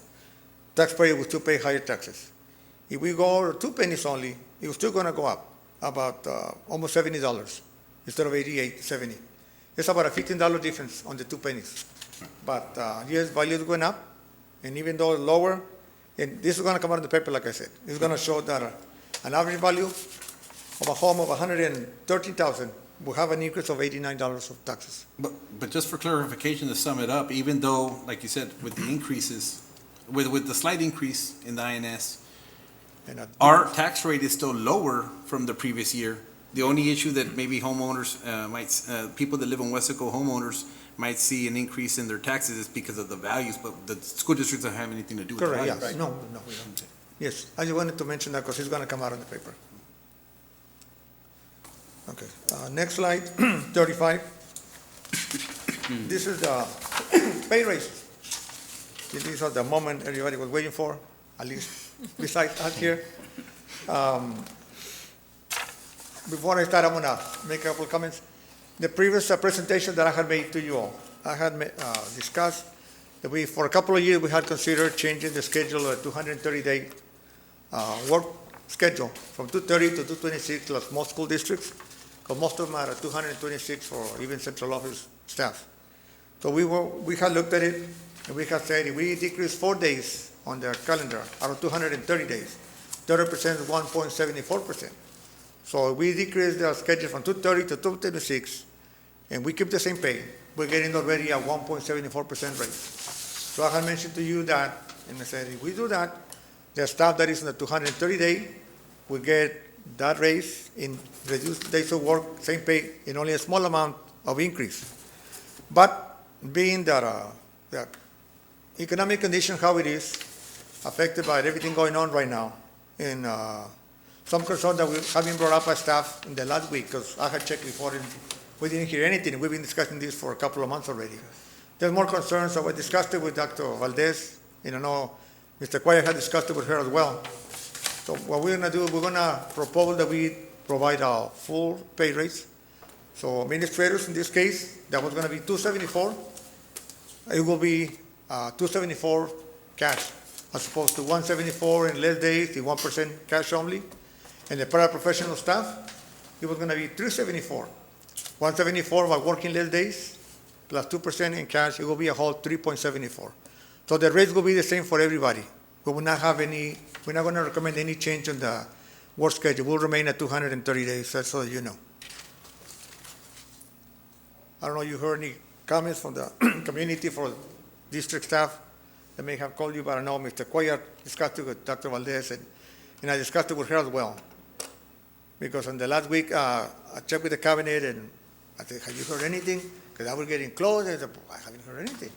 And over 2 months, and this week, we started hearing several places. My office is one of them, for example, this office, and a couple other areas. So I said, well, and going back and thinking about it, so we said, you know what, we're going to recommend that we keep the 230 days work schedule. Yes, I shared with Mr. Sanchez, given the circumstances in our economy and inflation, prices going up, and so that was the justification and my recommendation to keep the 230 because of the unprecedented times that we're in right now. Yes. Right. Now, is this set in stone already, or are we going to discuss and vote, or? So to discuss and approve. Yeah, we're going to discuss it. Yeah, but Because this is what we're going to present. Right now, this page, what I mean, is the pay raises for the last 5 years. But before I start with pay raises, I want to bring that up. But you can make your comments out. When I present it, you can discuss, and I'll offer my comments on as we go along. So if I may continue with this page 35 had the pay raises that we had for the last 5 years, including the current year that there were no pay raises. You'll see there the 16-17 teachers received $1,000, 17-18 they received $1,200, 18-19 they only received $700, same as everybody else. In the 19-20, due to House Bill 3, the pay raises for teachers vary between $3,400 to $4,000. This year there were no pay raises for anybody. For professionals, 16-17 the raise was 2% from midpoint, 17-18 2%, 18-19 $700, 19-20 was 5% from midpoint, and nothing this year. Paraprofessional staff and instructional assistants was 4% for the 16-17 year, 17-18 5%, 18-19 $700, and for the 19-20 7% from midpoint. Manual trades and technical trades, 16-17 was also 4%, 17-18 5%, 18-19 $700, and for the 19-20 year was 7% to midpoint. That's the highest that we've had for them. Bus drivers, same, 16-17 4% from their hourly rate that they make, 17-18 5%, 18-19 $700, and 19-20 7% for the midpoint for their pay. The next page, these are the pay raises that we're proposing. Administration proposing these pay raises for next year, 21-22. For the teachers, nurses, and librarians, based on a 187-day contract, it will be $2,000. For professionals, all professionals, principals, administrators, and other, 2.74% from midpoint.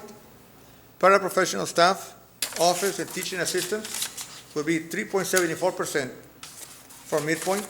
In manual trades, technical trades, which are custodial, energy management, food service, maintenance, safety and security, transportation, and I hope I didn't leave anybody out, that would be 3.74% from midpoint.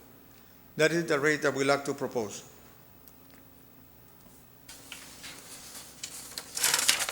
Mr. Trevino, you mentioned something? A while ago, I don't know, 2 or 3 months ago, or 2 months ago, you presented the compensation plan, and you presented people's pays and so 10 forth. years, yes. And we had paraprofessional staff making significantly more than professional staff. So that's why I'm asking. I don't want to sit here and run into the same things that has been just being surpassed year in and year out, where paraprofessionals are making $70,000, yet teachers at 30 years or whenever they retire, finish at, and you'll know better, I'm just guessing, they'll finish at 60, 61, 62. So how are we going to keep that from happening? Well, With this right here, I mean, we're just proposing raises, and obviously, I don't want to take money away from anyone, but I think this is a valid question. We need to figure something out, because throughout the state of Texas, or throughout, that is not something commonly used, where you have paraprofessionals making more than professional staff. Well, let me start with this comment.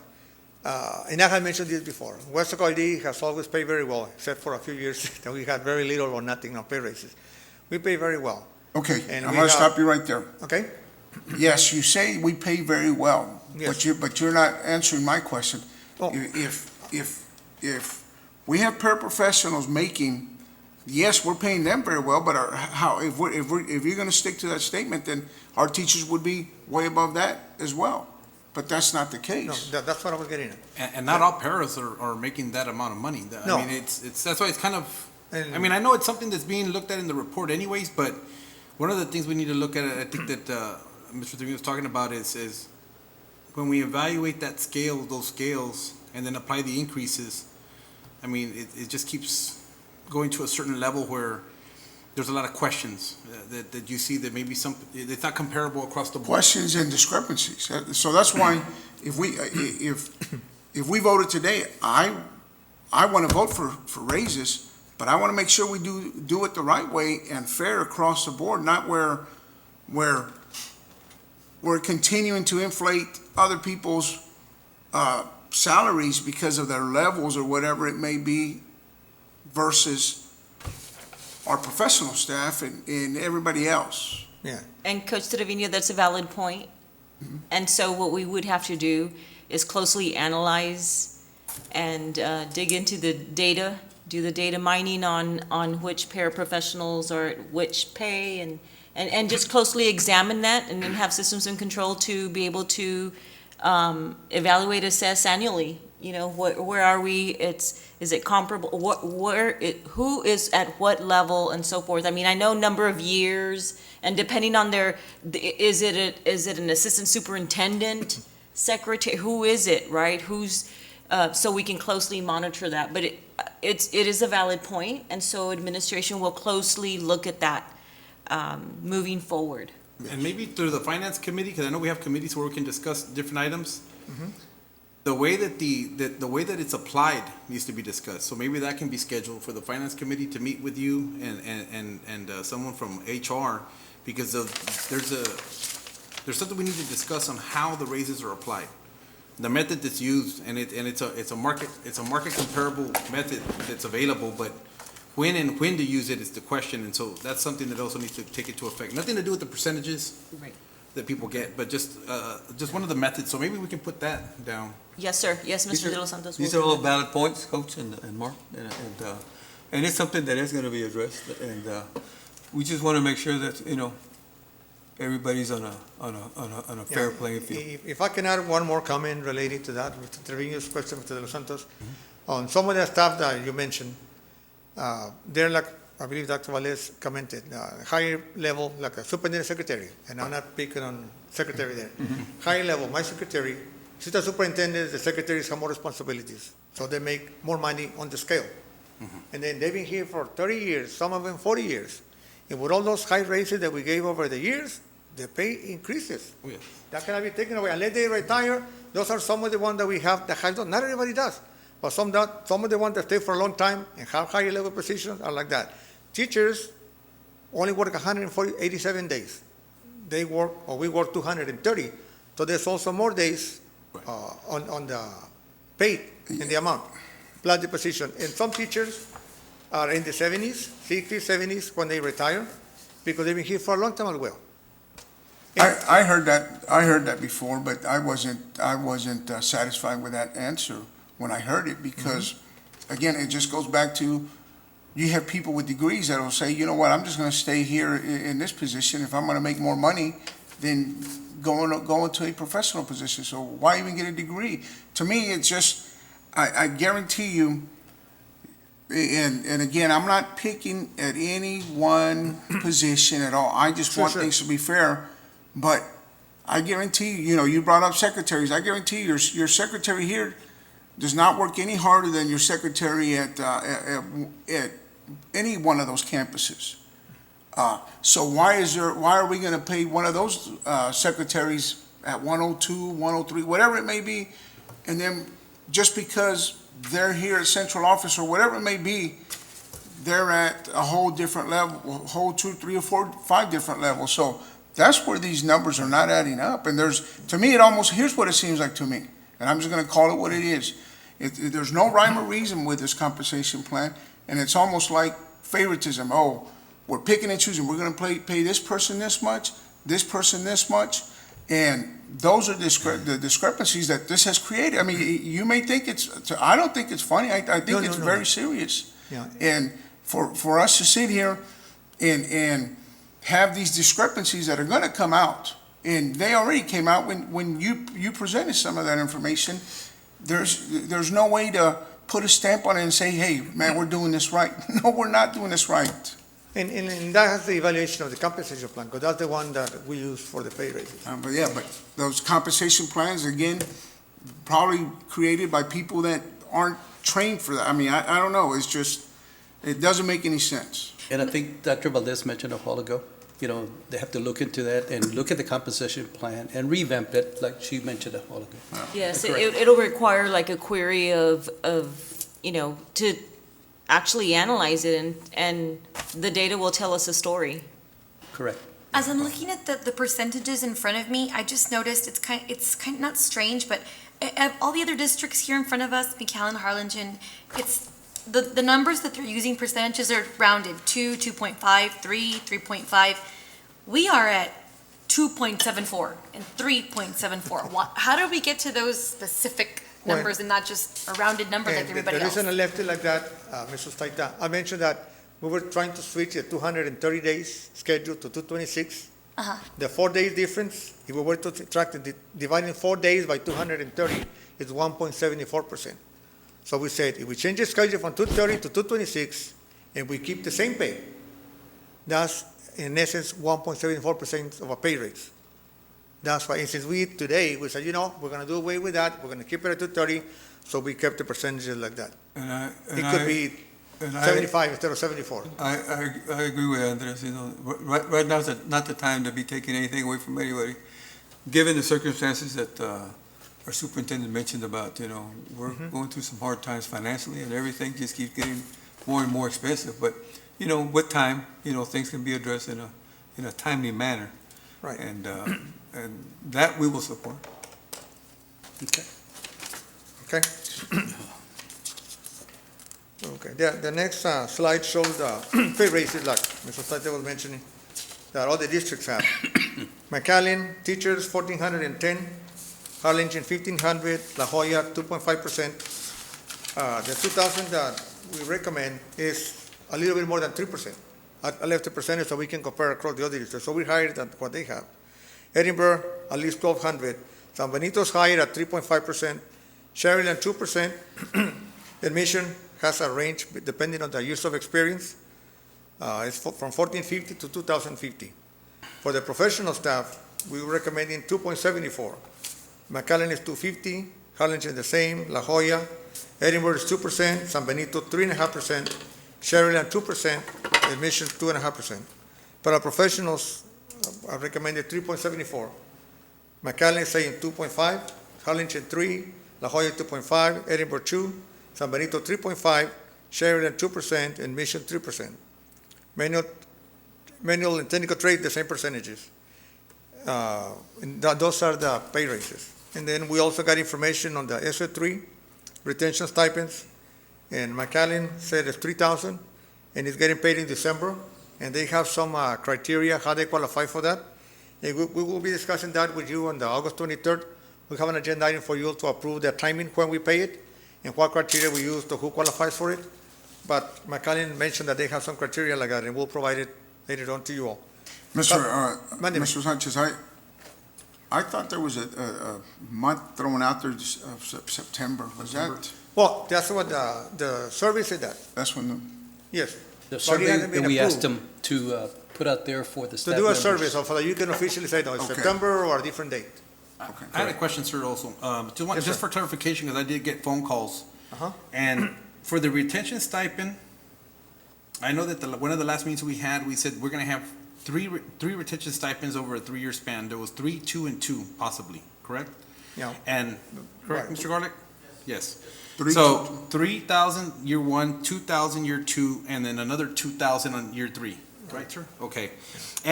But my thing is I know that we discussed also that during that meeting, I forgot who brought it up, but they said, okay, the 3,000 that we're going to give as a retention stipend in September possibly, or sometime in the fall, in the fall of the 21-22 school year, is for staff returning from the previous school year.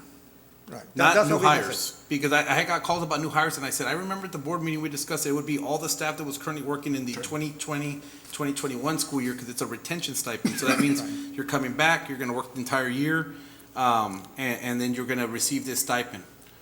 Yeah, that's what we had discussed, but what I like is have an agenda item so you all can officially approve it. Okay. This is what we're gonna do and who's gonna qualify. They have to be here by this date or, Right. that way there's no, Okay. we talked about it, we didn't officially take action on Okay. it.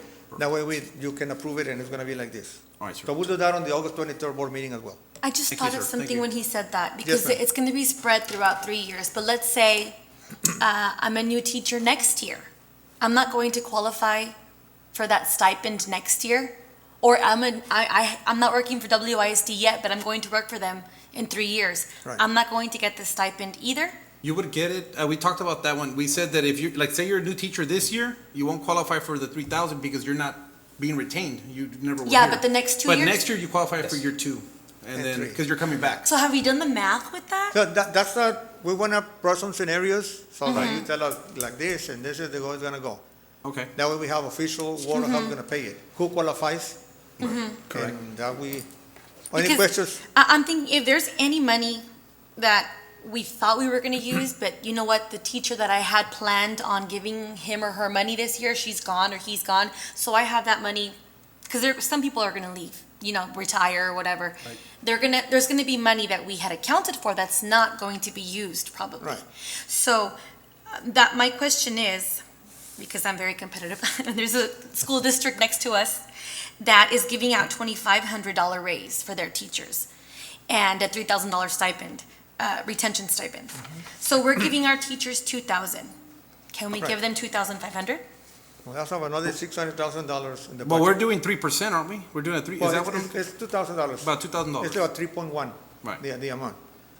It, So- I'm just throwing it out there. Well- Can we do $2,500 if you can work on the numbers and the math? Right now, the way we have the budget, did not print that page, not included. Let me add something else. I- We're switching again fiscal year. The reason when we came to the board back in April for the second time, approved the change of fiscal year. We said, we're gonna switch fiscal years, and what this is gonna do is gonna provide a one-time infusion to fund balance of an increase of money. And that comes from having earned all the ADA, because that's earned through May, and we're gonna have a year that we're gonna cut it off in June. So we earn all the ADA money. Most of the tax collections are collected, so all the revenue is in, but when it comes to expenditures, teachers are gonna earn all their money because they work through May. They get all the money.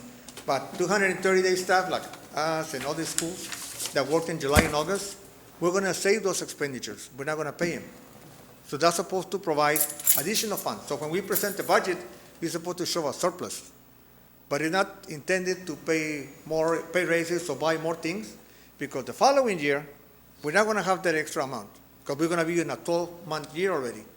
So anything that we add to continuous things like pay raises, we're not able to maintain it, Right. because now we have, like I said, 3.9 surplus. As the way we have the pay raises calculated reflects, and I had told Dr. Canales before, it's probably about $3 or $4 million that we would gain by switching to a 10-month year now and 12 later.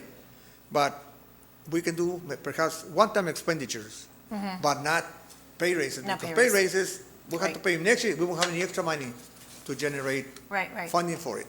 So the extra 500, I see it difficult. Perhaps we can, I can let you know later, but right now, the way we have the budget presented and the pay raises that I have here is 2,000. If you want to change it to 2,500, we can probably do it, but that's an additional $600, 600,000 Right, yeah. because of the number of teachers that we have. Well, I'm thinking about the ESSER, and you're right, it's not going to keep at where it's at. It's money that's Right. going to disappear. So I know there's also other districts using, supply funds or vaccine incentives. Right. Something, because we know that teachers are going to leave within these 3 years, whether retiring, whatever comes up.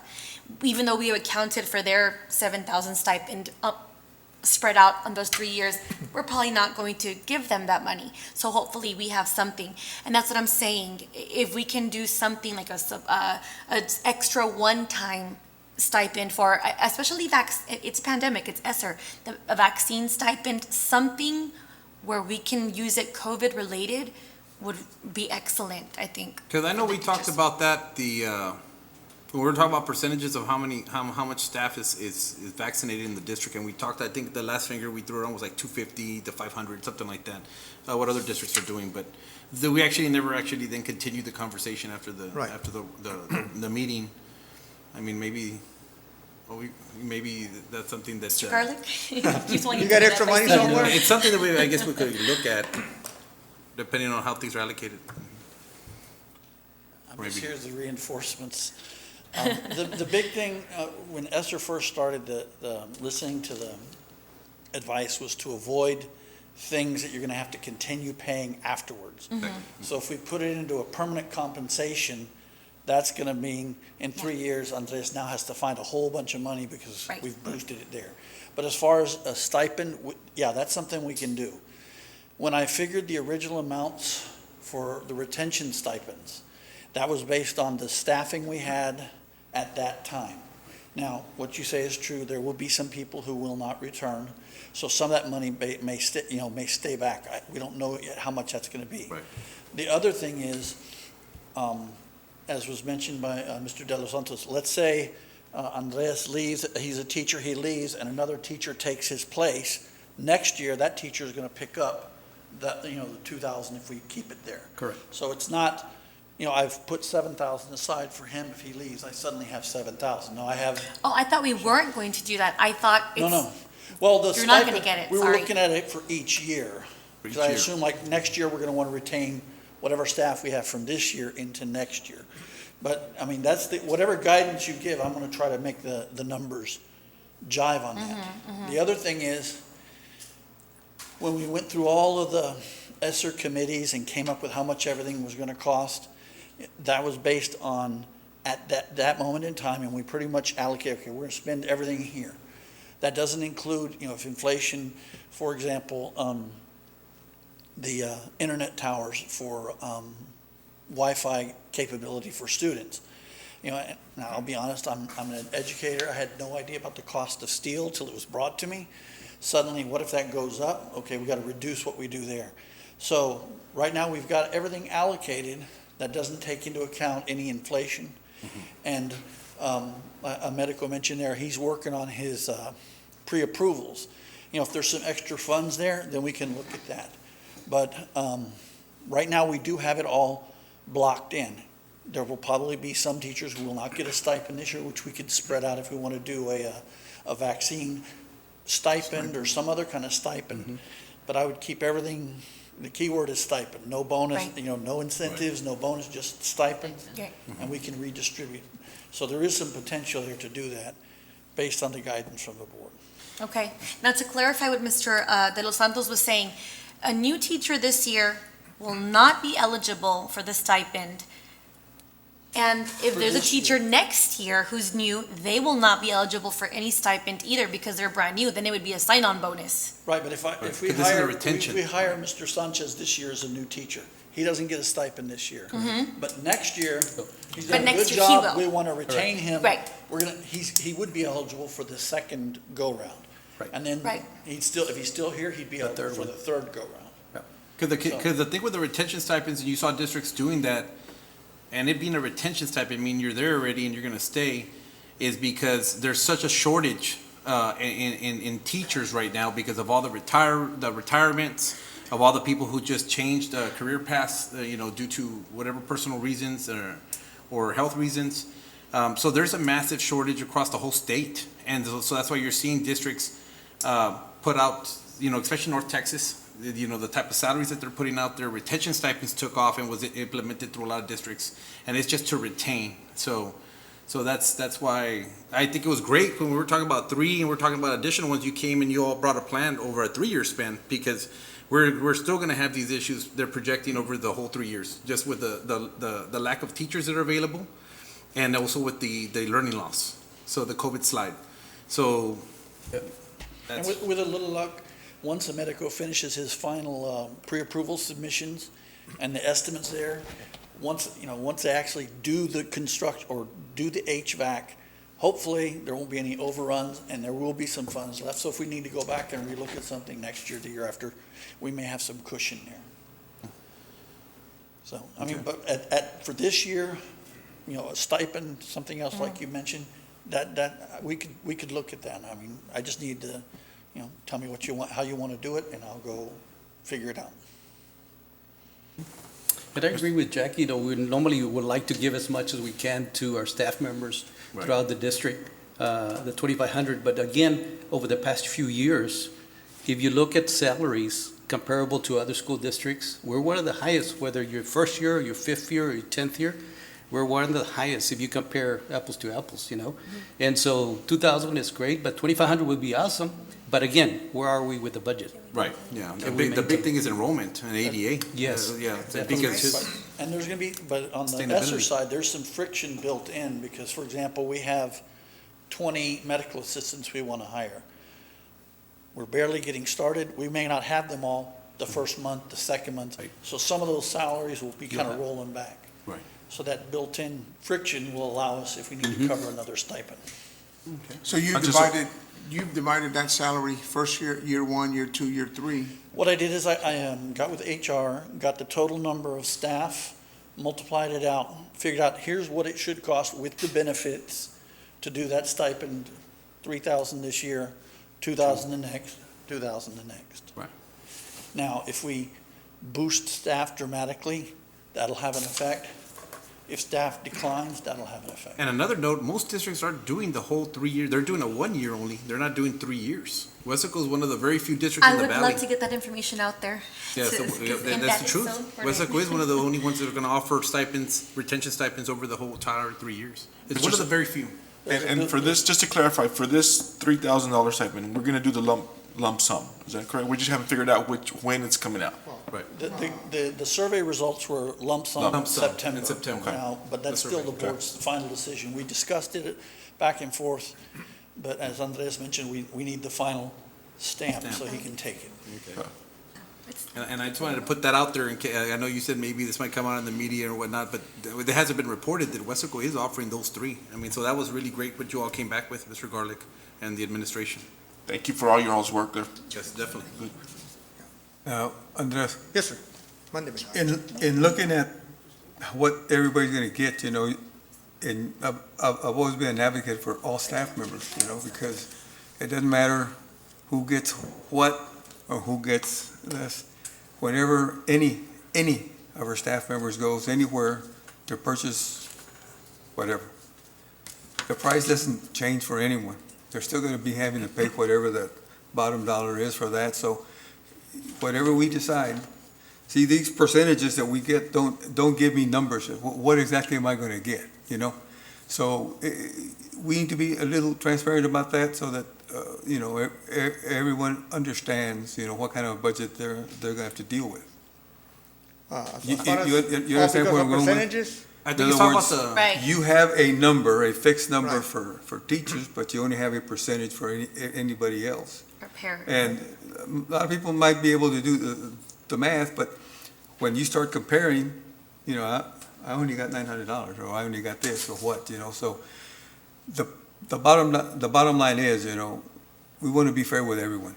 And that's what's important, because, you know, everyone has expenses and bills to pay and so forth, so.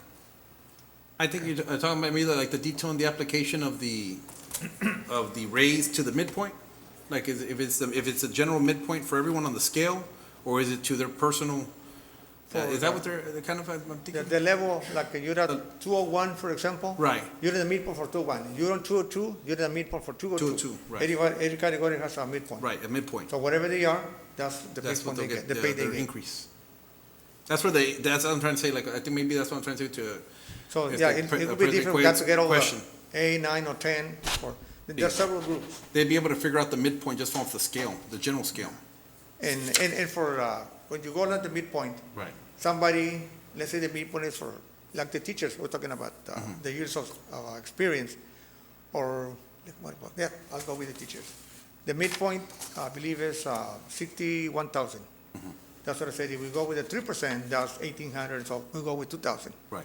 So if you're making 55,000 as a teacher, and you get 3%, you're gonna get a higher amount than the person that has 25 years of experience that's making more money. Because they say, wait a minute, I'm already making 65, and I'm getting that amount, that's too little. That person's making less and they're getting a bigger amount, because it's based on the mid. We That is the thing we about the understand midpoint. that, but, Yeah, that is the thing about the midpoint, that, you know, we want to depending, talk about because, every employee, you know. right, so everybody will get this amount. Yeah, this is more difficult to, I guess, accept. When you're new, you get more money in your raise. When you're older, more experience, you get less, because it's not based on your actual pay, but on the midpoint or the pay range. Yeah, so my point is, you know, when we talk about, well, let's go up to 2,500. Well, we're going up 2,500 for one group, but we haven't gone up for anybody else. So Right. that's where I'm coming from. Okay. And I see what Coach is saying, but also I think a lot of the problems that we have in our district come from, we want to be fair with everybody. We do. No one's worth more than anybody else. But there are certain educational levels that we require for certain jobs.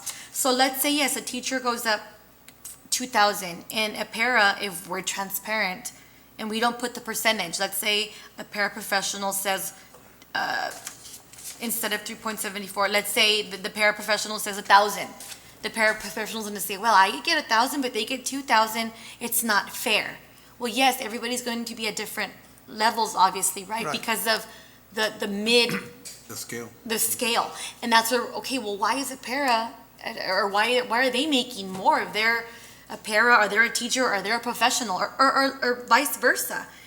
That's where you see, why is that group getting paid more than this group? It's not fair. So yes, I understand we want to be transparent and we want to be fair, but there's a lot of gray area in doing that, I guess, because it's not going to look fair, really.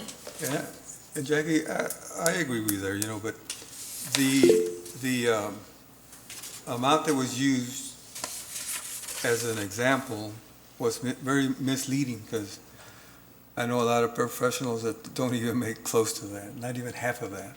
And that's the vast majority, so that's kind of misleading. And I mean, we can get into a big discussion back and forth and whatnot, but Dr. Valdez is going to look into all these things, and I believe it's about being equitable. Equitable doesn't mean equal, but it's Right, about being right. equitable. yeah, and I understand that, you know, but. Yeah. And but we will closely analyze Right. the the issues brought up, and so we'll closely, and then bring it back to you as far as, providing the actual numbers of Right. who, at what level, and how much. Okay. I know, just a thought, the last, I guess in 2013, we had the TASB Study? study. Mhm. I don't know if that's something we want to look into, or if the forensic audit's going to do it, or it's different from TASB's audit, but that's something that maybe we can look into, because it's been quite a bit of years, 2013 to 2021. Okay, So, just a thought. look into that. And then I know that with Dr. Canales, we have been talking about the salary, there's two, the TASB salary study and then staffing study, I think was as well. Both. Mhm. Both. Yep. Okay. Those were ideas that were being discussed, because it's, like Ms. Usaita said, it has been years, and so I know that she was working on those at one point with the administration. Okay, so noted, and we'll follow up. Okay. Andres? Okay, I'll go to the next page, 38. We inserted information from one of the workshops that we were working with. For concerning stipends, the athletic stipends are remaining the same. In the areas of bilingual, ESL, fine arts, and advanced placement, there's some recommended increases, which will be part of the compensation plan that will be coming on August the 23rd. But these are some of the proposed increases that we have, or that are being recommended for this type of stipends. And they're listed there. Assistant band directors, I was gonna ask you, approximate allocation, so there's 8 assistant band directors? Am I looking at, or, Yes, sir? Uh-huh. yes? Oh, okay. Yes. I just didn't know, that's all I was asking.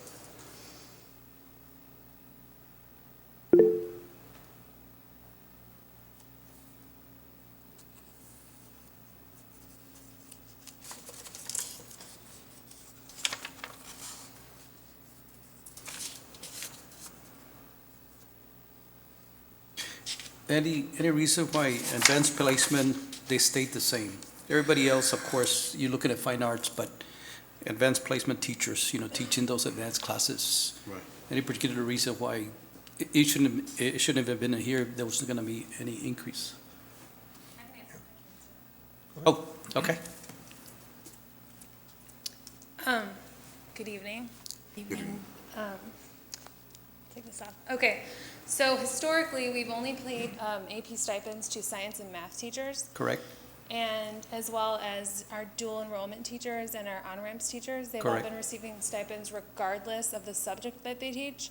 So with UIL, we've never paid English, any of the arts or social studies teachers any stipends, and so it discourages them from teaching those AP classes. So this is the first time then? Yes. Okay, you answered the question then. All right, thank you. Mr. Sanchez, I have a question. Assistant band director, or maybe they already asked this, assistant band director and middle school campus directors are not the same people? Assistant middle school. Because I thought the assistant band directors that help the band also teach the middle schools. I'm not sure of that question. I do not have an answer for you, but I can provide it to you later. I don't know. Okay, maybe Mr. Dr. Dr. Garcia Garcia. is- And I apologize, Ms. Ustaita, I don't have that information with me. Mm-hmm. But your question is if the assistant band directors Mm-hmm. at the schools, yes, they do teach at the middle schools. Okay. They travel to the middle schools, and including the band directors. Okay, so right here it says approximate allocations of assistant band directors are 8, and then it says middle school directors 4. Is that being doubled because they're being counted in both categories, or? Good question. Because all the middle school directors are also band directors, aren't they? So they're being counted in both categories?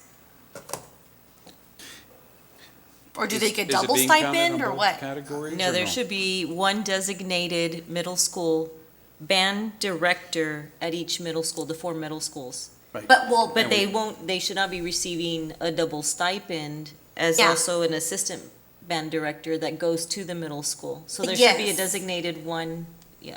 And that's what I'm seeing, because the totals here wouldn't match up then, the cost, because there is one designated middle school director, but that director is also helping band in the high school, right? Again, We'd Mrs. have to Staita, verify. I'm not Okay, let's check into 100% that. sure. I'll have We'll to provide that verify in your because update. these were the numbers that were given to me by Mr. Bissett. Yeah.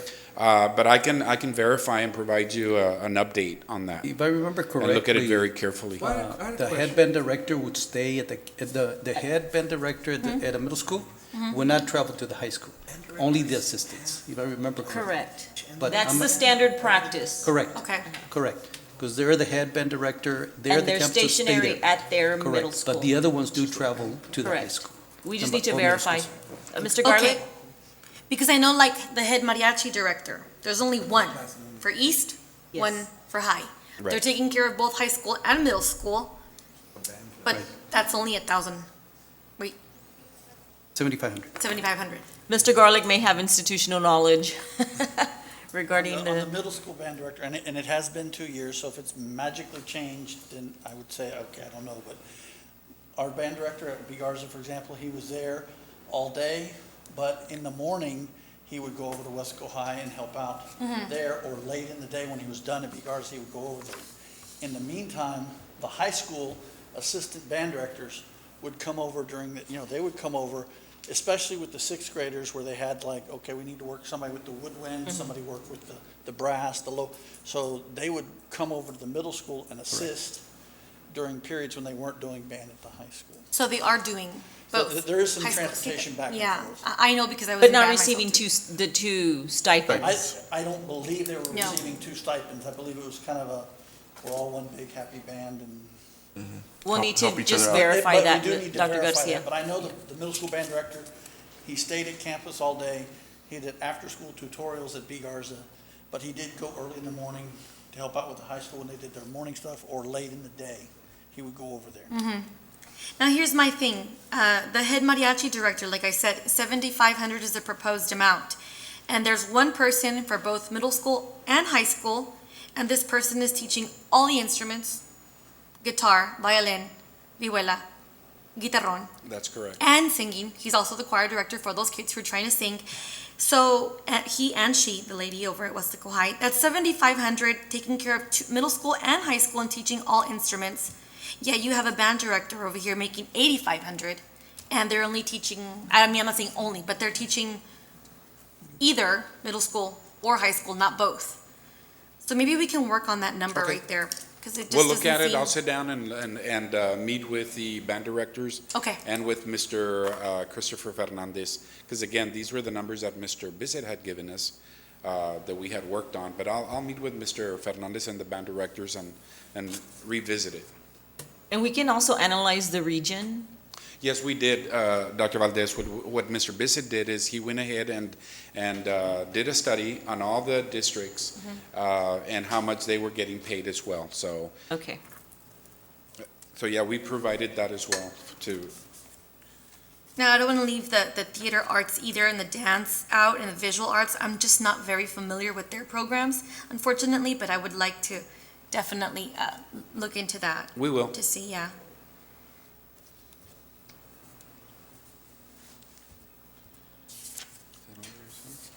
What about department heads? I don't see any form of payment here for, are they currently? These are the only ones that have changes. The other ones, we do have it, but there's no change recommended. That's what Human Resources did not provide that information. Only the ones that are having a change. And we brought these. But we can provide that to you, Coach. Yes, if we can look into that, because I think We'll put that in the update. Yeah, this is just like the one with changes, everything else, because you're gonna have that, an agenda item for that. On the But that way 23rd. for our new board members, they can be up to date on all stipends. Okay.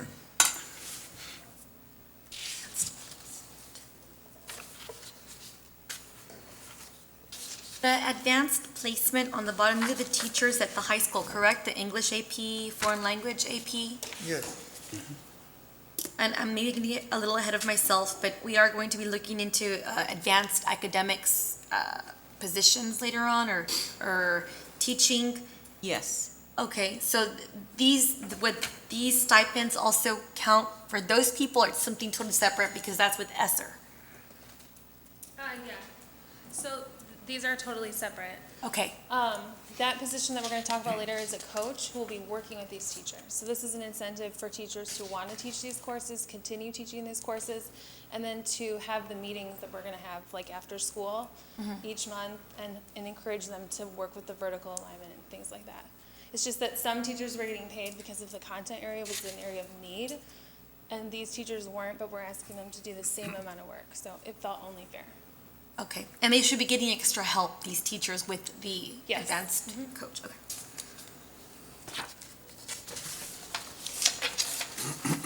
Okay.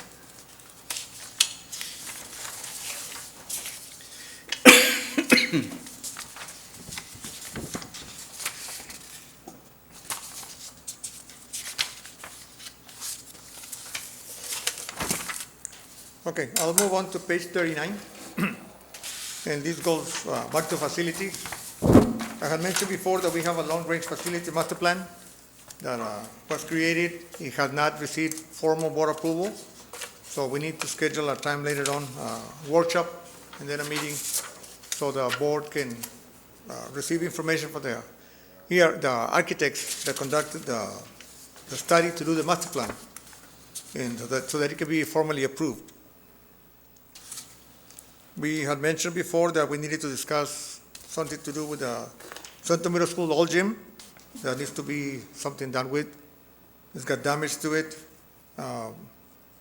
Also the old Horton building, which is an old building from the 1950s.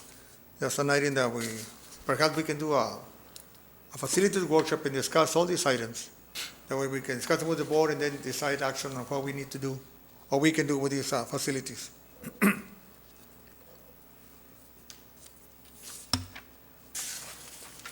The next page is 40 and 41, list of projects that the Energy Management Department worked on during the summer. They are staff or they were contracted out. Some of them were completed, some are still going on. And I'm not going to go through the details because they're long items, but we have mentioned them before. So they had a busy summer. Like I said, some items were done by staff but are being worked on by staff still, and some were contracted out.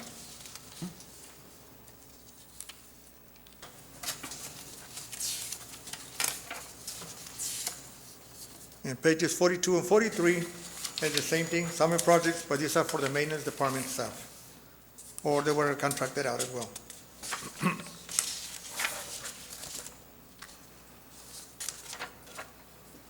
I look at item M, replace flooring at Weslaco High. Weight room? Weight room?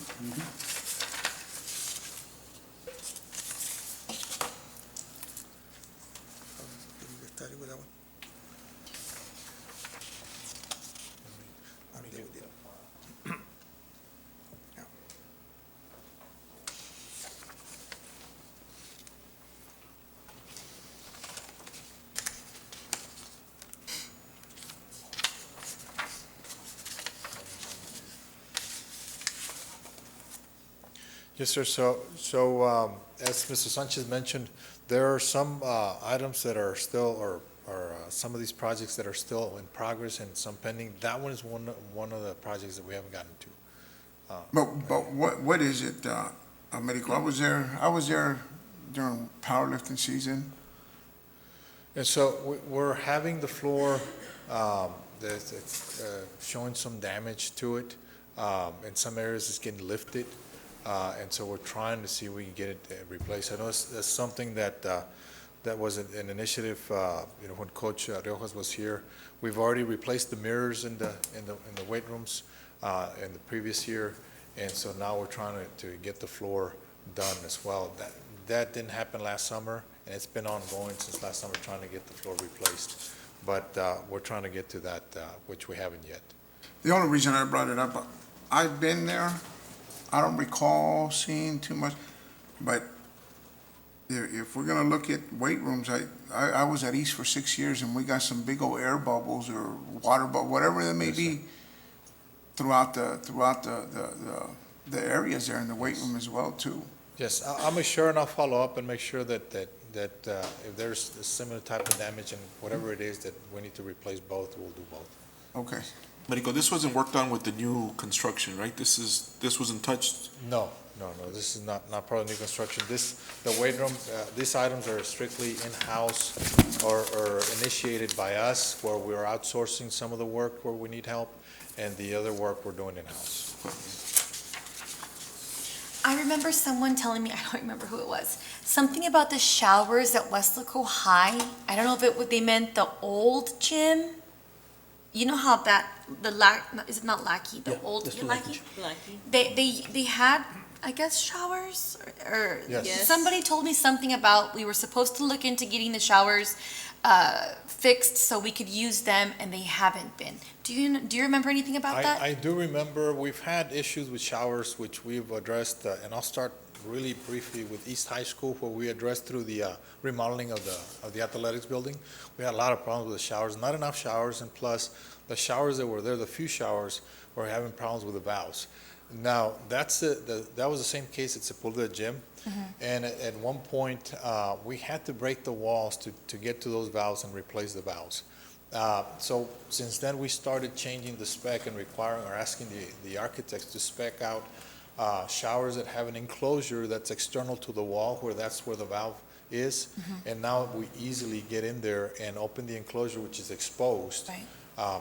And again, it's aesthetically done to where you don't see piping and valves and so forth. Now, moving on to the Lackey Gym, we have that area that was used for PE, and I'm not sure if it's still being used for PE, where we have dressing rooms as well. And I know we've done some work on there, but I do need to follow up to see if there's any existing showers that are still having problems there. And again, the bulk of the work is we would have to coordinate it with the staff, because we do have to break the wall to get to those valves, and that's just major work that we need to do. But I'll follow up and find out whether there's anything remaining. Thank you.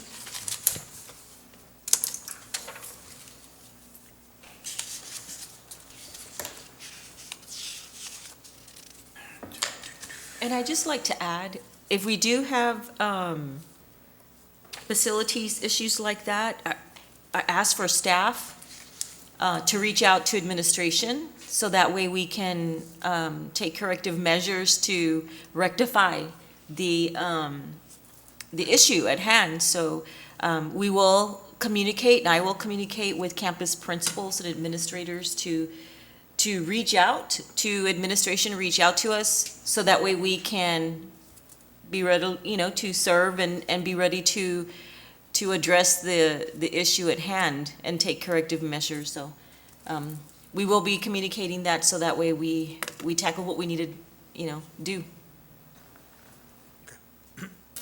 Thank you, Marico.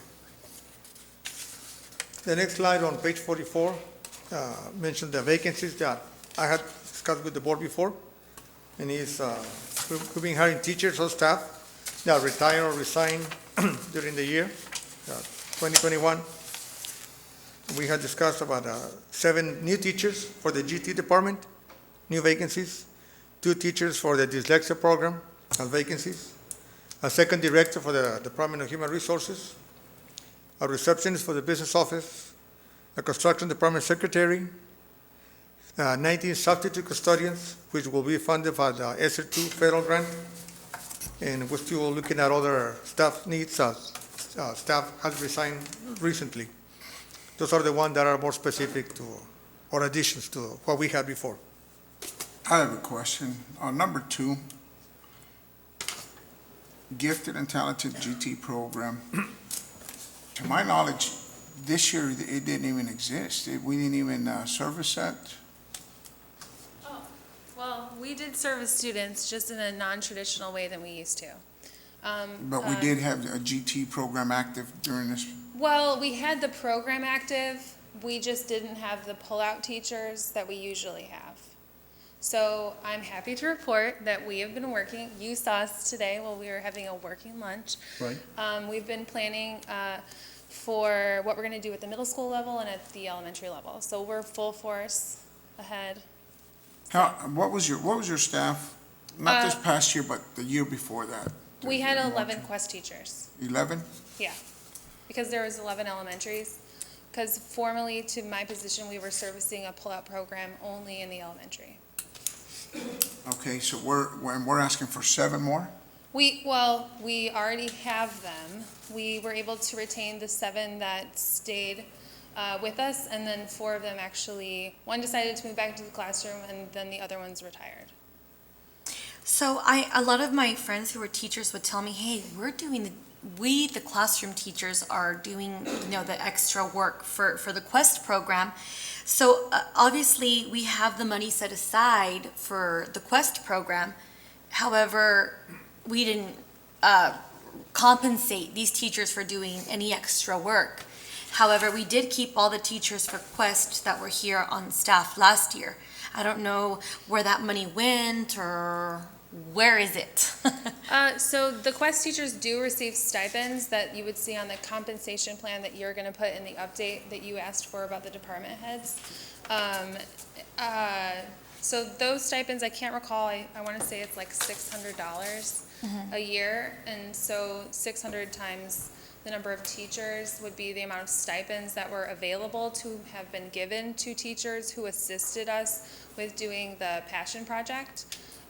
We had discussions, I believe I wrote a memo, but there was no determination of how we could equitably give teachers who were working with those students on the projects a stipend, because it would probably be like $5 if you used the stipends that we gave for those students. These 11 teachers that you said before last year, what did they do during this pandemic year this year if they weren't in the classroom? They were placed back into the classrooms. Okay. Some at the same campus, some at different campuses. One actually went on to be an orchestra director at the high school because he was qualified for that. So then they were paid for out of local funds, I believe, but for common core classes. So So did they dissolve completely and now we're asking for 7 new ones, or? Well, we have GT teachers. yes. Only. So But they were servicing somebody, so. Okay, so last year, approximately around this time, I was notified that in order to help balance the budget deficit that we had, that they were gonna need to take those 11 teachers who probably made I think $760,000 altogether. They needed to basically use that money to fill those teacher positions that were not filled. So in a sense, take the money that we were spending in addition to the GT money that we get from the state, because we've always supplemented the GT program. But that money was then being used in the classrooms. Where? For the budget. Yes. They were placed as classroom teachers Instead of using GT in funds Gen Ed. and the supplemented local funds, those teachers were placed back into the classroom. General population. Yes, and so therefore that money they were supplementing, plus the money from GT was then being used to go towards core teachers. But we had already accommodated On the other money The last to 2 pay years, them. when House Bill 3 came along and those laws, the GT funding and the college, another fund, they were done away with. The state funding, there were no more GT funds. They asked us from local funds to provide money for GT. So there was no GT money in the last 2 years, this year and last year.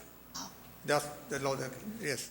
So we needed to provide from local funds for that. And when we were doing you'll remember, you were watching on TV, working on the budget, we said, that's why we didn't provide pay raises. We said, we don't know with the pandemic how things are going to be next year, whether we collect all the tax collections that we expect, whether we'll have the ADA, the children coming to school. If we don't have enough, we're going to be short on the budget. So we started, we're coming up with a deficit. We were like 3 million and change. So we were working on what we could do or cut or reduce, and that was one of the moves that were done. Those teachers from GT went back into the regular class. They were being funded from local funds already anyway. So they went back to the regular school to fill in the other vacancies. When teachers retire, those teachers got moved to fill in those vacancies. That's what happened. Because that is an optional model.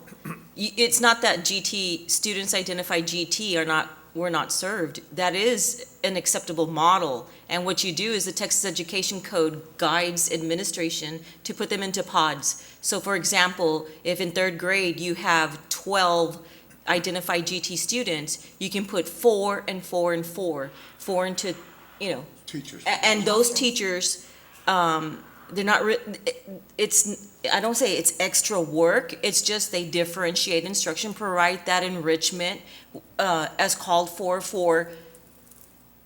services for a GT child. Right. So districts have various models that they can follow to implement. So we were in compliance, and that is an option. The years that I was here for 22, 23, we did have a pullout. And so you can have different models implemented. And so, but I have seen the effectiveness of the pullout model. So to guarantee that they are being, that's more of for efficacy, right? That they are being serviced. So I highly recommend the pullout. Yeah, and we're targeting, like I mentioned, the social emotional. And I think as teachers have expressed to you, it's been, and the conversation we had today about formative assessments and differentiation, it was seen as extra work, but it is something that teachers are required to do or should be doing. But we For all also, children. yeah, so we did that model last year. It wasn't well received. What we know and what we love and what we're lucky to do here in this district is to have that pull-up program. We're just doing it at a smaller scale, hoping that we can continue to grow back to where we once were, where we had a teacher at each campus. Fun fact, so the money was in the local for the last 2 years, but the day that I presented to you was the day I found out they put it back into a GT allotment because school districts were using the local funds for many other things. But they always let me have my full budget, so I don't think that you guys were doing anything wrong, nothing different than what other districts were doing, but that the state was concerned that GT money wasn't being spent on what they wanted it to be spent on. So it's an allotment now. I guess my only concern was, or if you can provide us with numbers that we service. How many kids did we service in This 18, year, 19? last year we had 959, and this year we have 889. 289 middle school, and I think 236 elementary, and then the rest would be high school. And we didn't test any new kids last year, did we? Or we did? Because We had a 3 different time testing window where students would come in at any time the parent felt comfortable bringing them in. This year we're going to screen all of kindergarten in the spring, God willing. And then all first grade, because we missed a lot of our kinder pre-screen this whole year. So our numbers will increase. Right, they'll increase. Yeah. Okay. And from what I can tell, we've retained our GT students. So we were all really positive about that when we looked at the data of what we projected from last year to this year, and we have our numbers, so. Okay. So this year, the teachers are going to cover multiple campuses Yes, yeah. for this year? Yeah, so right now we're working on the scheduling, but they're learning a lot of really fun things about Excel spreadsheets and how you can use Because we could have an elementary campus that only has a handful, has only, in the entire school. Yeah, we have a few campuses that have 12 or 16 students, but we're looking to make sure that we're reflecting the district population. So I've been reaching out to different departments, like the bilingual department as well as special education, to have conversations about how we can change the vision or the sight of the teachers when they're looking for gifted students. Thank you. Yeah. Thank you. Thank you, ma'am.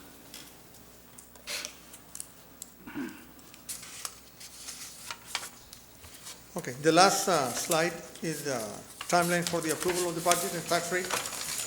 We're on August 11. On Friday, the 13th, we will advertise the notice of public hearing for the approval of the budget and tax rate, that's the one I mentioned earlier. Then on the 16th or 17th, we have scheduled that we could have another budget workshop if needed. If not, we won't. And then on the 23rd, that's when we have the advertised public hearing to discuss the budget and tax rate. And then after that, special board meeting, where we would approve the board to approve the budget, the tax rate, a final amendment to the 2021 budget, the current budget, approval of the compensation plan for next year, the timing, the payment, the timing of when to pay the ESSER stipend that we mentioned, the retention, and the qualifications for who receives it, and the transfer of the 2 million that I mentioned earlier, also to the INS fund. Those are items that we have listed for that meeting on the 23rd. Do you all have any other questions? That Now, is, Dr. Valdez, I notice here the 16th. I was about to say that, Okay. Coach. Thank you It's for 17th. bringing that up.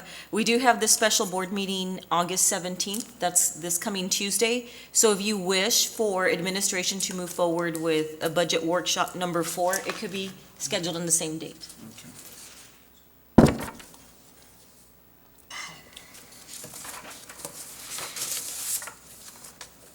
okay, if you don't have any other questions, that is the end of the presentation.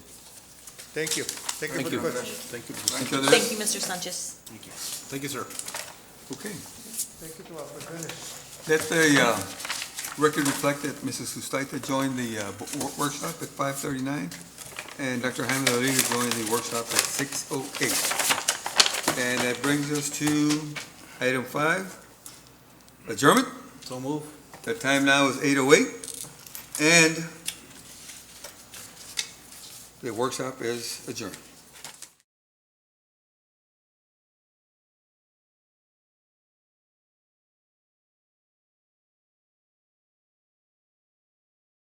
Good evening. I'm Armando Guerra Jr., President of the Weslaco ISD Board of Trustees. This special board meeting is being conducted pursuant to Governor Greg Abbott's suspension of certain open meeting law requirements to the extent necessary to allow for telephonic and video conference meetings in response to COVID-19. Notice of this meeting has been posted online for at least 72 hours. The board is meeting by the use of Google Meets and telephone transmission, which allows two-way communication for members of the public during public comments. A recording of this meeting is being made and will be available to the public at a later date. The time now is 8:14, and I call this meeting to order. I'll now begin the roll call. I'll call each board member by name. Signify your presence by saying here or present. Mr. Isidro Nieto. Present. Mrs. Jackie Sustaita. Present. Coach Jesse Trevino. Present. Dr. Jaime Rodriguez. Present. Mr. Mark de los Santos. Present. Mr. Andrew Gonzalez. Let the record reflect that we have a quorum of board members in attendance. Item 3, public comments. We have none. None? Correct. I am going to take or accept a motion so that we can change the order of the agenda and move to item 14, closed meeting to discuss. So moved. Second. I have a motion by Mr. Nieto and a second by Mr. Los Santos. We will go into closed meeting to discuss, well, let's take it to a vote and then I'll read what the agenda calls for. Is there any discussion? If not, let's take it to a vote. Signify your approval by saying aye when I call your name. Mr. Nieto? Aye. Mr. Staita? Aye. Costevino? Aye. Dr. Rodriguez? Aye. Mr. Los Santos? Aye. Okay, motion carries. We are going to go into closed session now to discuss A, personnel matters, Texas Government Code 551.074. 1, employment of personnel, certified professional and non-contractual personnel. 2, resignations.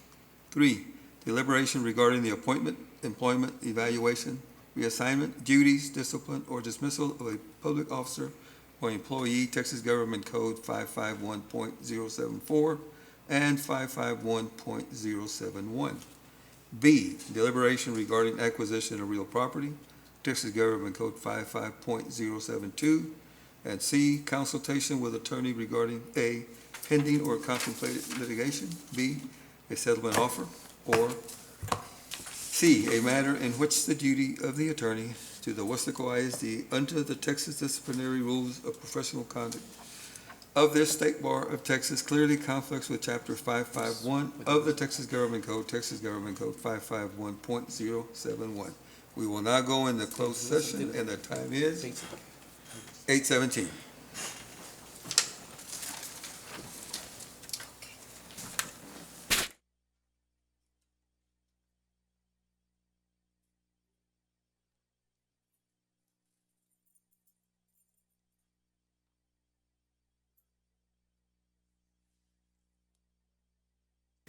The time now is 9:11, and we are in open meeting.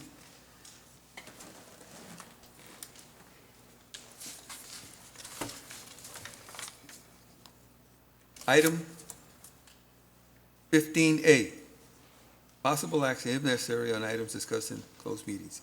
1, discussion and possible action on new employment, certified, professional, and non-contractual personnel. Dr. Valdez.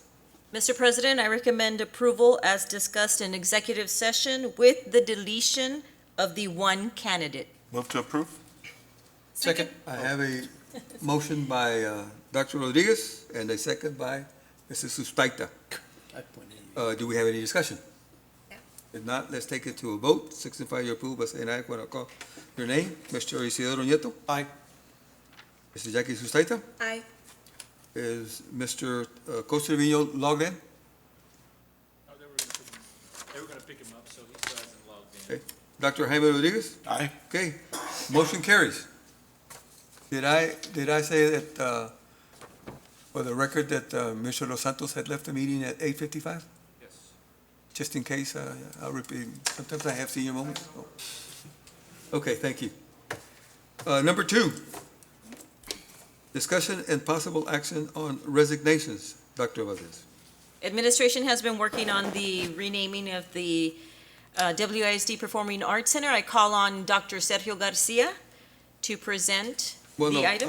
We were talking about Oh. discussion and possible Oh, action I'm sorry, I'm sorry. on resignations. Ooh, I'm jumping ahead. Then no action? No action. It's a no action item. And number 3, discussion and possible action on acquisition of real property. Texas Government Code 55.072. No action, No Mr. action. President. Okay. Now we go back to the regular agenda. And we go to item 4. Discussion to rename the WISD Performing Arts Center to the Susan M. Peterson Performing Art and Visual Arts Center. Dr. Valdez. Dr. Garcia, we will be discussing the protocol that we're taking should you approve the renaming of the PAC Center, or the PAC. Thank you, Dr. Valdez. Good evening, Mr. Cuellar and members of the board. I asked to put this agenda item on the agenda after I received a request from a staff member about renaming the WISD Performing Arts Center in honor of Ms. Sue Peterson, and it would be named the Sue M. Peterson Center for the Performing Arts. As you know, Mrs. Peterson passed away on December the 14th, 2020, after almost 40 years. She was just a few months shy of her 40th year with Weslaco ISD. Ms. Peterson earned her bachelor's degree from Hope College in Michigan, and just after she graduated, she came down to the Valley, and she never left. She made this her home because she loved the Valley. While she was working as a teacher, she went back to school, earning a master's degree in education from UTPA, and then she continued her education, earning her superintendent certification in 2012. She also enrolled in the doctoral program and completed all of her classes for her PhD, just short of her dissertation. While raising her children, Mrs. Peterson, while raising her children, going to college, and being active in her community and church, Sue climbed the career ladder, becoming the founding principal at Weslaco East High School, and I believe she was there for 16 years. Is that correct? Sue was awarded the Texas Principal of the Year and the HEB Excellence in Education Award in 2008, and in 2012, Sue was awarded Distinguished Administrator for the Texas Association of Business Professionals. During her tenure, Sue Peterson at Weslaco East earned numerous prestigious awards, and after a proven track record, Sue was promoted to Assistant Superintendent of Curriculum and Instruction and Development at Weslaco ISD, and was due to retire at the end of the year. As you all know, Sue Peterson touched many lives, many of our lives, many of you who are here today. She exemplified authentic leadership and character, keeping up with her students long after graduating from high school. Her students strived to do better and wanted to make Sue proud of them. and many continue to message her their entire lives.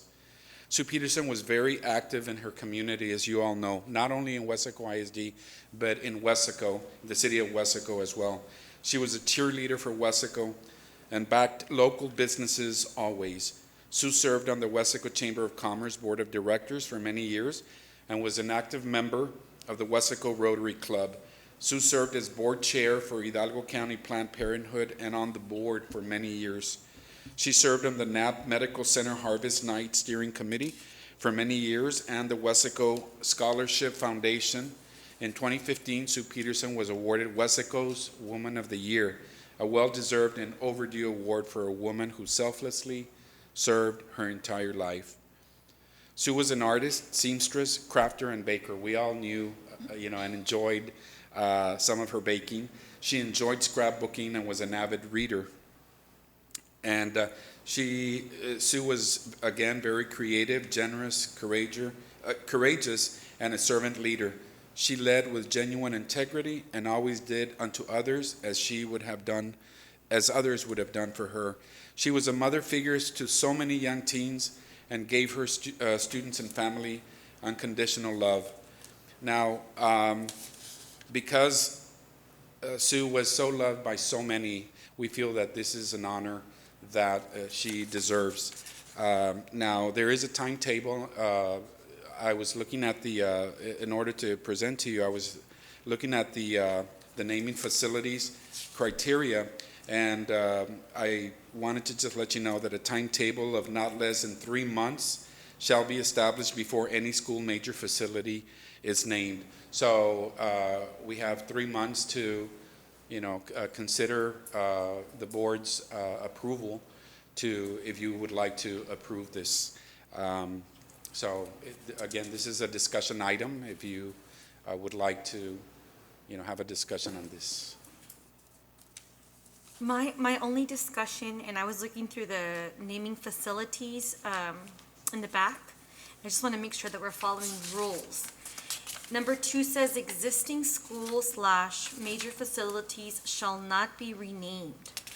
Now, are we going to be okay if we rename the Weslaco, the Performing Arts Center? Ms. Ustaita, thank you very much for that. I expected this to come up, and it is not in board policy. So I did discuss this with Ms. Valdez and we decided, let's take it to the board and see what they think. We have 3 months. And we don't think it'd be a problem, but we're going to continue to research this. We can do further research. Okay. Yeah. And I saw your board policy reference, it's EIE, but when I looked at it, it's academic achievement and promotion and retention. So I said, okay, maybe this is there's no policy, either there's no policy or he put the wrong policy on here. Because EIE policy local is academic achievement, retention, and promotion. So yeah, it doesn't have anything to do with naming facilities. Yeah, that might have been just an oversight. An oversight, on my okay. part. So I will look at it again. But I did look up the policy on naming. As a matter of fact, I was letting Dr. Valdez know today that, besides that, I did call TASB and ask them, isn't there a policy on renaming facilities? He said, no, that's pretty much up to the district. Okay. Thank you for bringing this up. I think it's good idea and honoring her in some way. Thank you. I agree with that, because I tell you what, starting a program at Weslaco East, you could not have asked for a better person to be right there, side by side.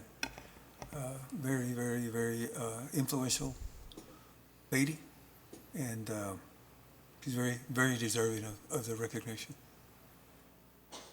Thank you. I think we all agree, being in the Rotary, everybody misses her so much because she was just so involved, not only in our district, but in the community. So we know that Ms. Peterson really, really contributed a lot, not only to our district, but to the city as a whole. So, and the fact that she left her home, she spent more of her life here in the Valley, even though she wasn't born here. She made this her home from the very beginning, right after college. So that says a lot about how she felt about this community. Thank you. Okay. Thank you. Thank you. Item 5, Discussion and possible action for the board to consider approval of the employee handbook for the 2021-2022 school year. Dr. Valdez. Mr. President, this is an item that we bring forth annually, and I call Dr. Garcia to present and provide additional information.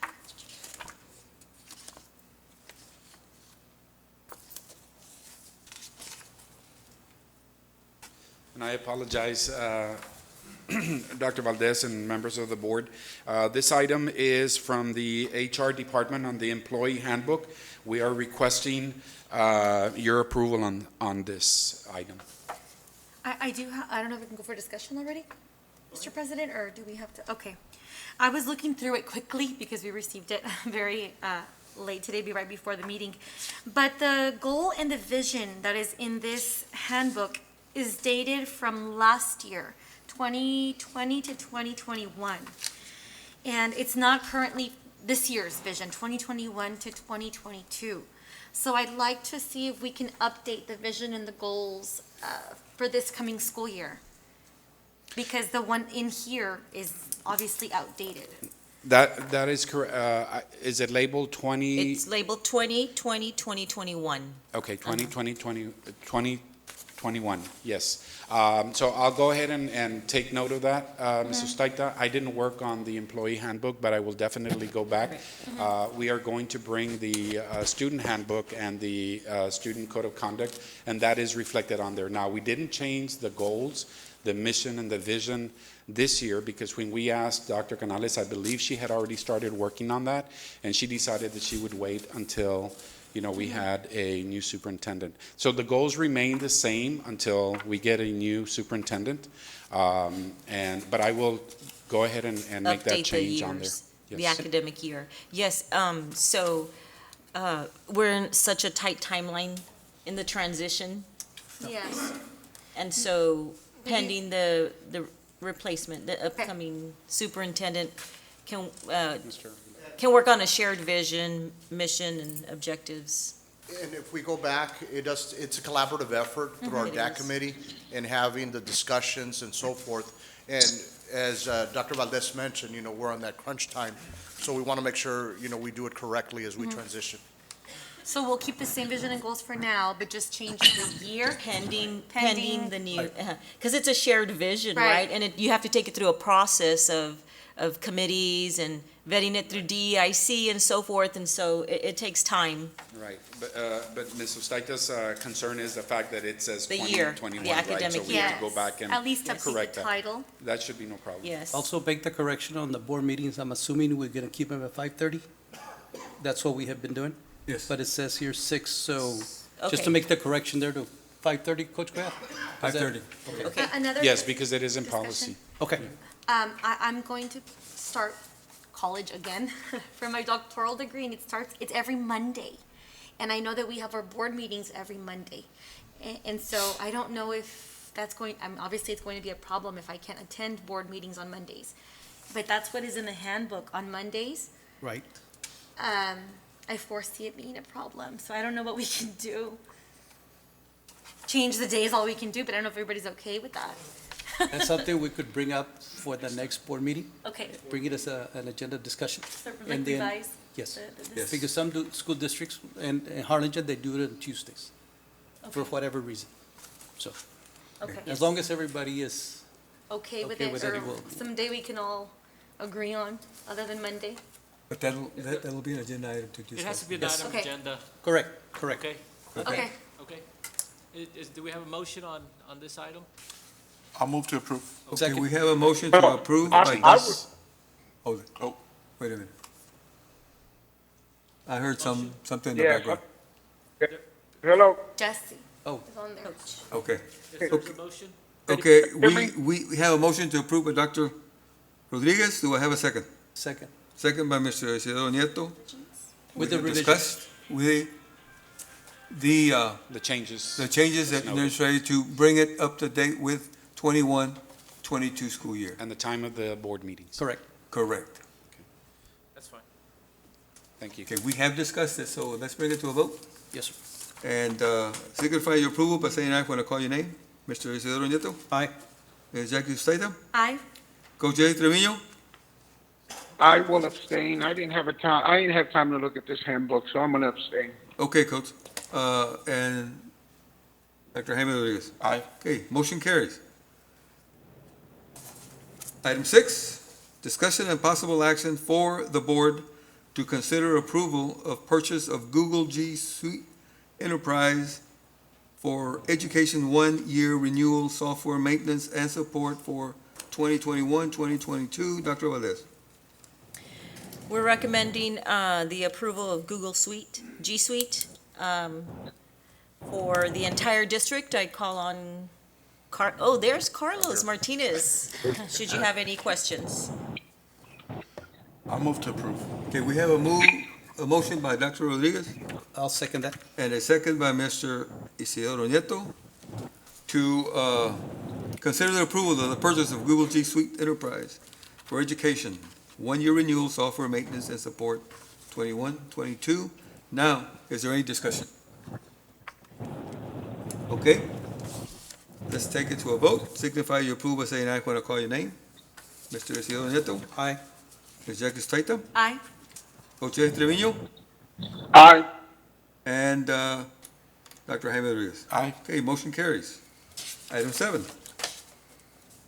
Discussion and possible action for the board to consider approval of purchase for Nearpod Premium Plus licensing for all teachers and students for the 21-22 school year. Dr. Valdez. We've been using Nearpod for the past 5 years as part of our instructional program. We do have our technology staff here. Should you have any questions? So move to approve. We have a motion by Mr. Nieto to approve, I'll second that, Coach. and a second by Dr. Jaime Rodriguez to consider the approval of purchase for the Nearpod Premium Plus licensing for all teachers and students for the 21-22 school year. Do we have any discussion? Every school uses Nearpod, Every school, right? yes. And this past year, we had over 750,000 student activities that the students use, so. Mostly it's- elementary, or it includes the middle school? Mr. Amdo? Oh, Mr. Allen's there. It's used at the middle school as well. Okay. I have the data here in case you all were interested, but actually our usage went up, it tripled over the last year.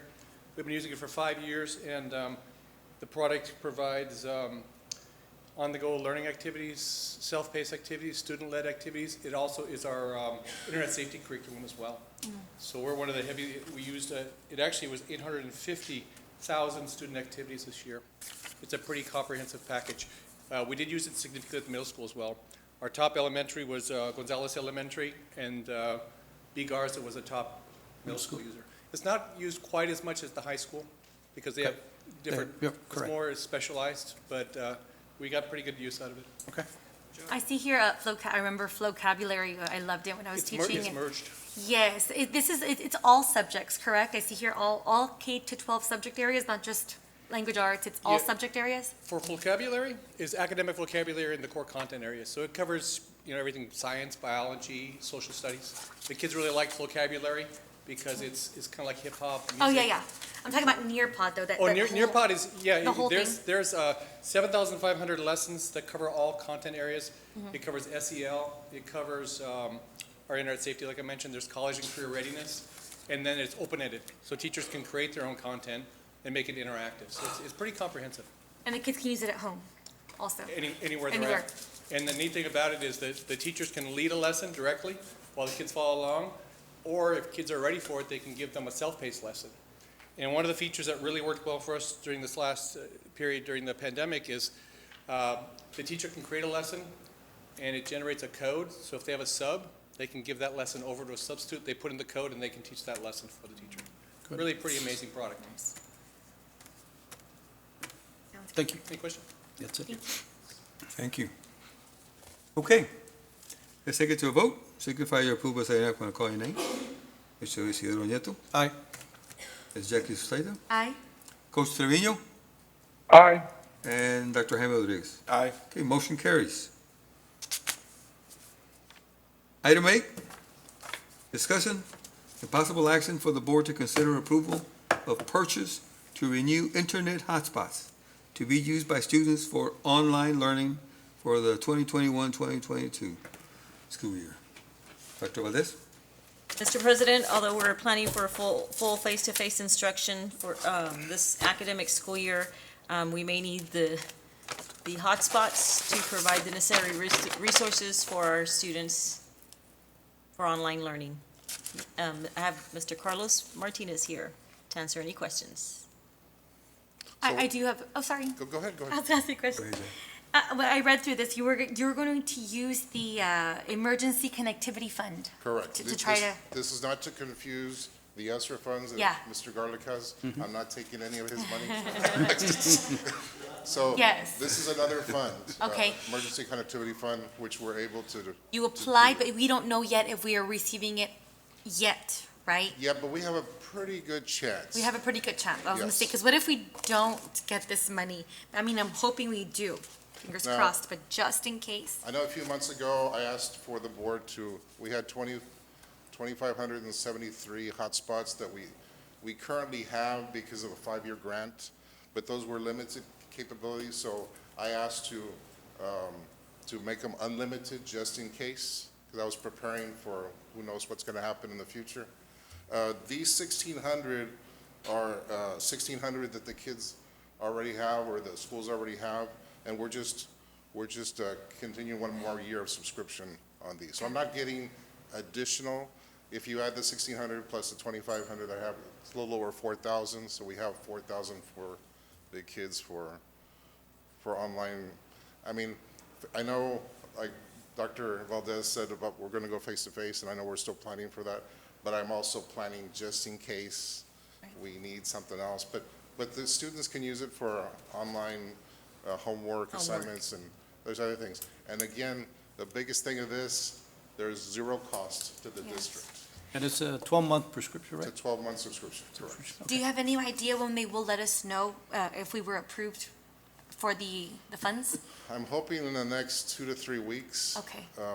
And then I'll let you know right away. Okay. I'll move to approve. I have a motion I have a by, concern, go ahead, Yes, sir. Coach Rooney.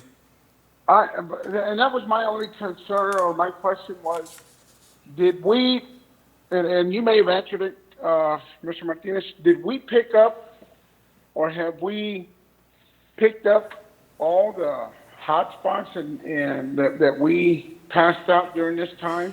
Or are we gonna be getting all new ones? No, What kind of inventory do we have on that stuff? I'd have to check with the district library services and the librarians. I know they were collecting them before we broke for the summer break. I don't think we got all of them back. I know some of them, but we do have who has what hotspots still left. So we do have some inventory on that. I mean, the rest are back in the schools, and if the schools need to reissue them out, they can reissue what they got. Now, with these towers that are hopefully going to go up, will we still be needing these hotspots if those towers are going to go up and shoot that signal out? So think of the hotspots as like a temporary, I mean, I'm asking for a 1-year subscription here. For the towers, it's gonna take about a year for me to design, construct, and get those hot. So these hotspots will kind of help us for this year. Temporary. And then hopefully next year, I won't need any more hotspots. And they're free, hopefully. Yeah. Yeah. So, Okay, that was my only question. Thank you, Coach.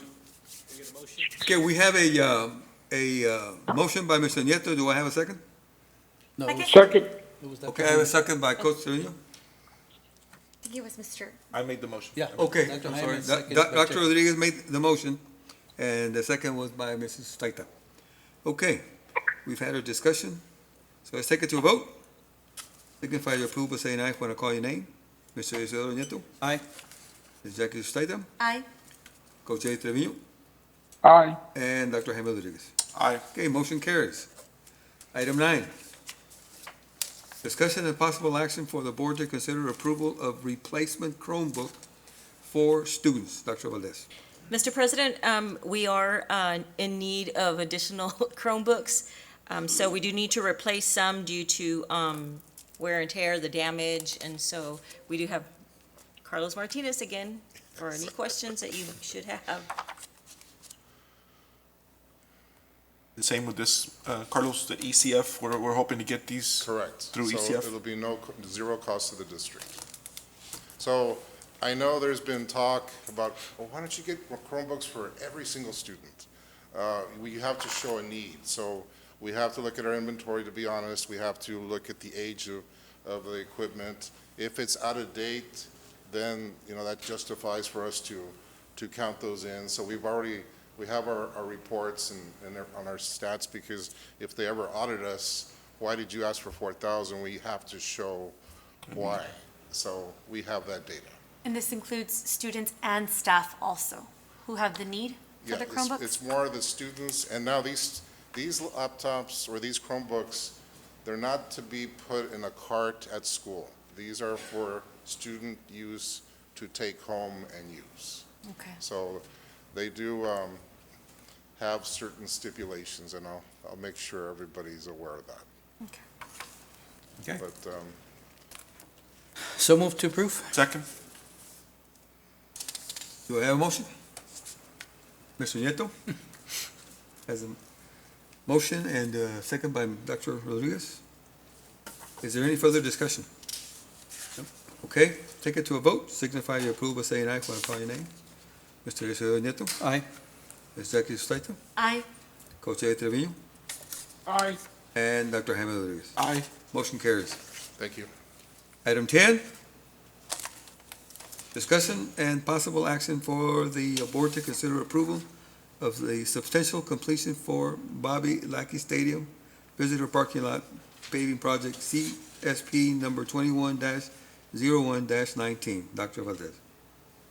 Yes, so we're moving forward with the substantial completion for Bobby Lackey Stadium Visitor Parking Lot Paving Project. We do have Americo Garza here with further information or to entertain any questions, should you have any. Yes, Coach, members of the board, Dr. Valdez. So we're ready to get that approved substantial completion. We're in the process of getting that punch list completed. We've already generated a punch list. And then we'll proceed to do the final completion and bring it to you with a list of credits and the unspent allowance that we have still on the project. How many parking spots will be available on that visitor sites? Not counting handicap, just regular. Regular, I'm gonna have to do a little bit of math. So it's 266. We ended up with 265. That's including the handicap. Okay. And I believe we have about 14 handicap stalls. So around 250 or so. And will there be an area where the visitor buses, I guess, have an area where they'll be able to park before they go into the field house? It's nothing designated, Coach, but yeah, that parking lot was designed for heavy-duty traffic as well. Okay. We took into consideration the music festivals or the band festivals that we've had in the past there, and semi-trucks, type of trailers and so forth. So the main drives were designed for heavy-duty traffic that way, and for buses as well. So they can utilize the parking lot at will and as they wish. Now, question, the opponents, like buses that travel with band, where will they park? They will still park in the visitors' parking area, or this parking lot specifically for fans and so forth, correct? Not necessarily, like I said, so we're flexible depending on how we designate it's up to us. Okay. If we let them park there, the buses, and keep them there. If we see that we have too much traffic from fans, we have a lot of vehicles from fans, and we may decide to put them somewhere else, but it's flexible. Okay. Yeah, so we have, if there's overflow of fans, we still have the student parking lot at the high school. Right. And then we also added, as part of this project, another sidewalk. I saw that. Which is in between the soccer field and the main practice field. That way we have spectators coming from the student parking lot, crossing over in that area, instead of having to go through our new football field house and cross over on the sidewalk that's on the south side. No. So, go ahead. Yeah. Go ahead. So, Dr. Valdez, I guess the new AD will be responsible that'll be one of his responsibilities, I'm assuming, once the football games get started and so forth. Yes, Coach. I was gonna ask, Americo, we've had plenty of opportunities with recent rains to check the elevation and see if there's any standing water anywhere near that parking, that Nothing new at all. parking area. Is everything on the up and up? Yes, sir. So we did visit the site right after the last rain, Right. the following by day. there, too. We didn't see anything ponding out there in the parking lot. So it's draining well, and everything is draining over to the detention pond that's on the west side of the softball field. We may have to do a little bit of work out there. I was there where the water's just standing there a little bit too long, so we have to do a little bit of better grading towards the outlet onto Panther Drive. But everything is draining well out there. We do have a practice area where the shot put ring, the discus ring is at. Oh, yes. And that area has always been low, and it ended up a little bit lower in this case because of the new parking lot. So we're gonna have to work with that eventually so that water doesn't stay there too long. Okay. Yeah, but it's always been low. We just need to, the drain line goes through there, so we just need to work with that and tap in a new drain so we can drain out that area faster when it does rain. Are you speculating that we may have to tear it up and build it again with a higher elevation? Or are we okay with its, Yes. where it is right now? Yeah, we're okay where it is right now. The area that I'm talking about has not been touched. It's where the discus ring is. Okay. And it's dirt. But it ended up to where it became, almost a shallow detention pond. Mhm. Where if it rains, we're gonna have water there staying longer than any other area. So in order for us to get that drained out faster, we just have to tap onto the drain line, main drain line that goes to the detention pond on the east or west of the softball field. Okay. Mr. Garza, I believe the first football game is, what, at Tinaco Bowl or something, I think? Yes, Like, our two first, in 2 yeah, weeks? big game. Will yes. it be ready, will this parking lot be ready for us to use already in the first football game? It's or- ready after today. Once you approve this, it's ready for us to get in there. It's Oh. been ready, we just don't allow Right. anybody in there until you approve substantial, or we have everything ready with a punch list. Okay. Once we have the punch list ready, we can say, okay, anything that happens after this is not the contractor's responsibility, because it's wear and tear and use, everyday use. Okay. So move to approve. Okay, I have a motion by Mr. Nieto. And Second. I have a second by Coach Jesse Trevino. Any further discussion? Okay, have the motion and the second to consider the substantial completion of the Bobby Lackey Stadium Visitor Parking Lot Project, CPS number 21-01-19. Let's take it to a vote. Signify your approval by saying aye when I call your name. Mr. Isidro Nieto? Aye. Ms. Jackie Sustaita? Aye. Coach Jesse Trevino?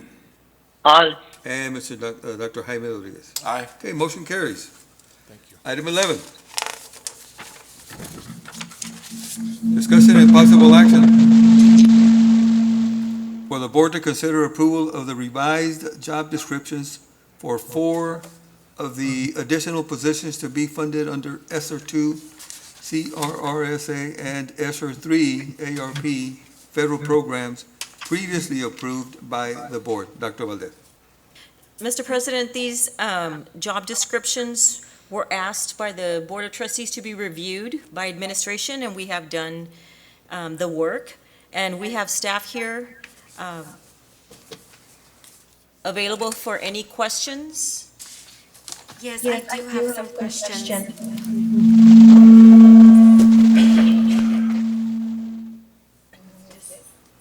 Okay. I wrote a couple of notes down. Oh. The advanced academics coach, one position for 2 years. I was looking at the duties. Correct the volume. Okay.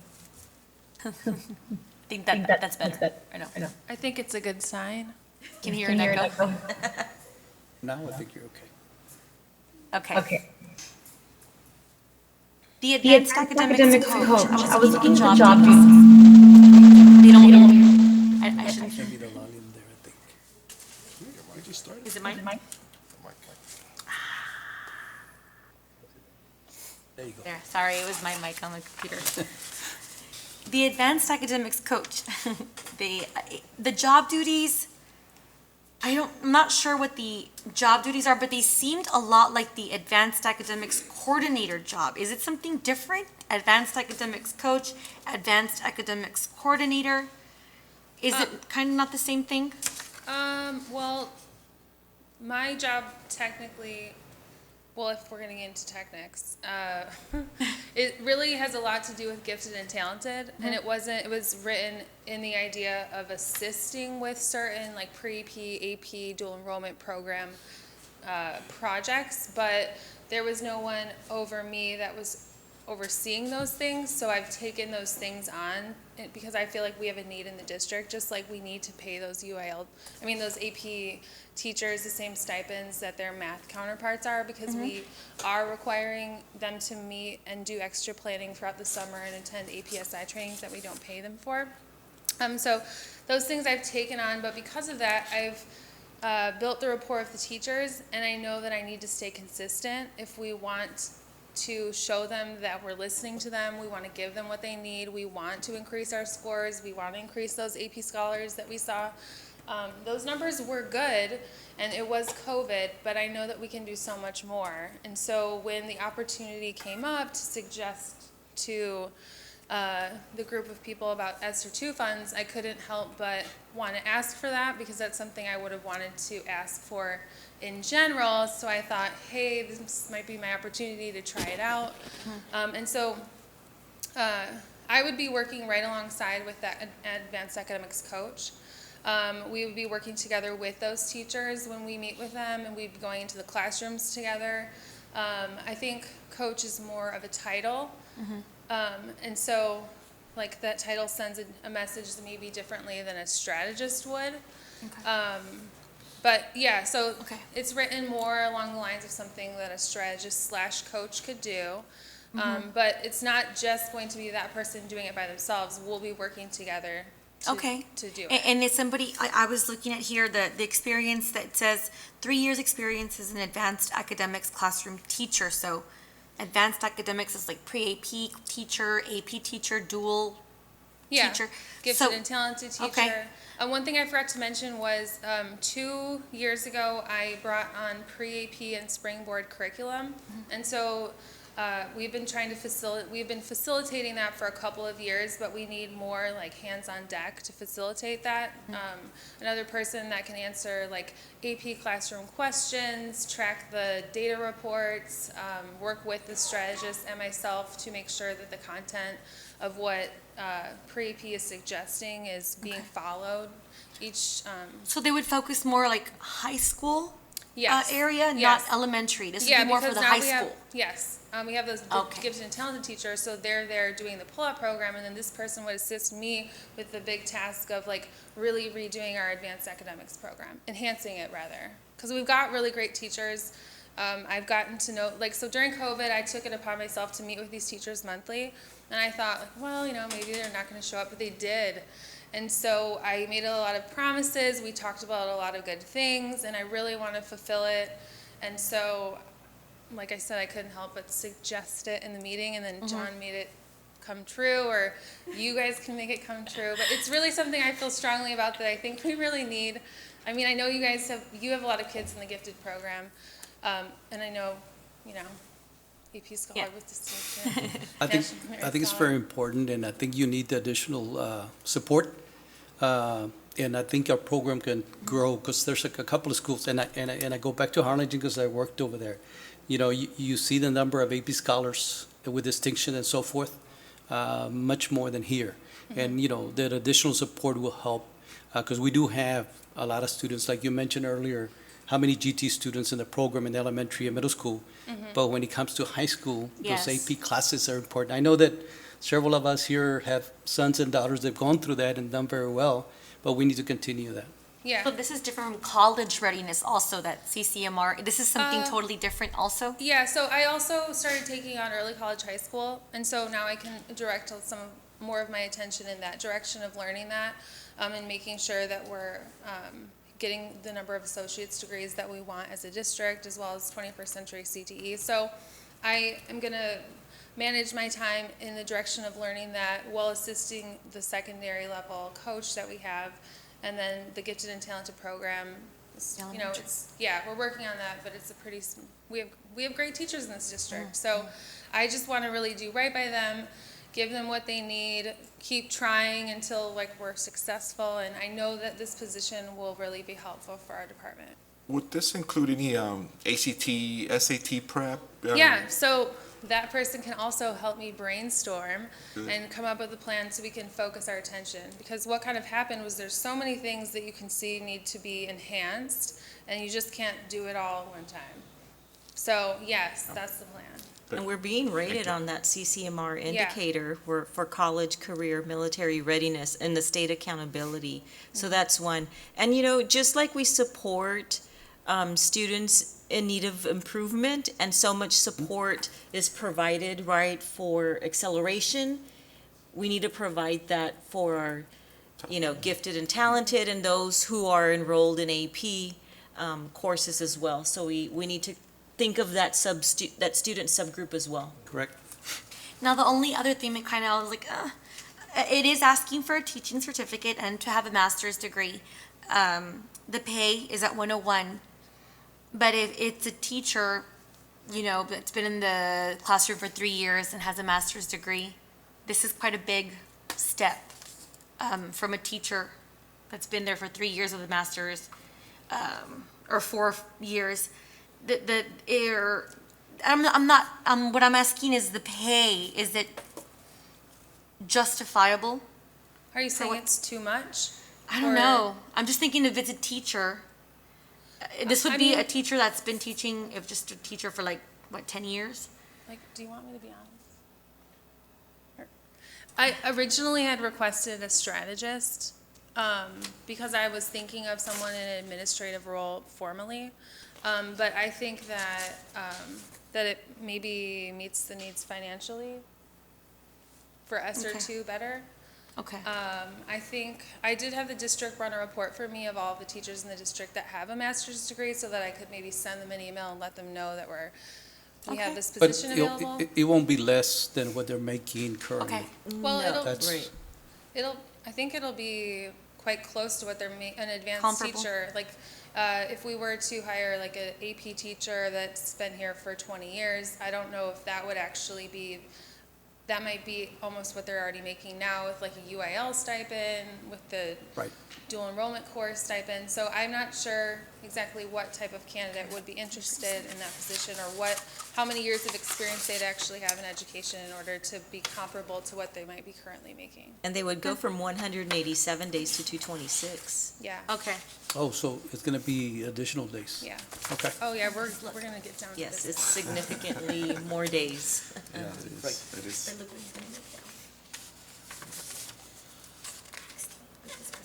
I'll move to approve. I have a motion by Dr. Jaime Rodriguez to approve, Second.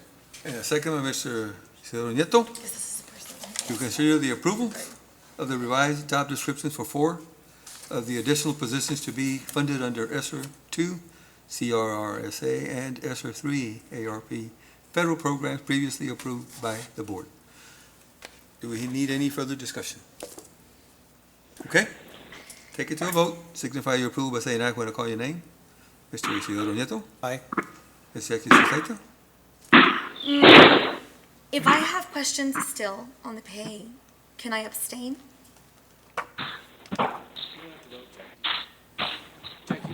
Sorry, couldn't hear you. If I still have questions on the pay, can I abstain? I'm sorry. That was She wants to know if she can abstain if she still has Yes, you concerns. can. Yes. Okay, Ms. Susaita abstains. Costa Trevino? I abstain as well. I'd like more of a discussion on this. Dr. Jaime Maybe. Rodriguez? Aye. And I vote yes, so motion carries.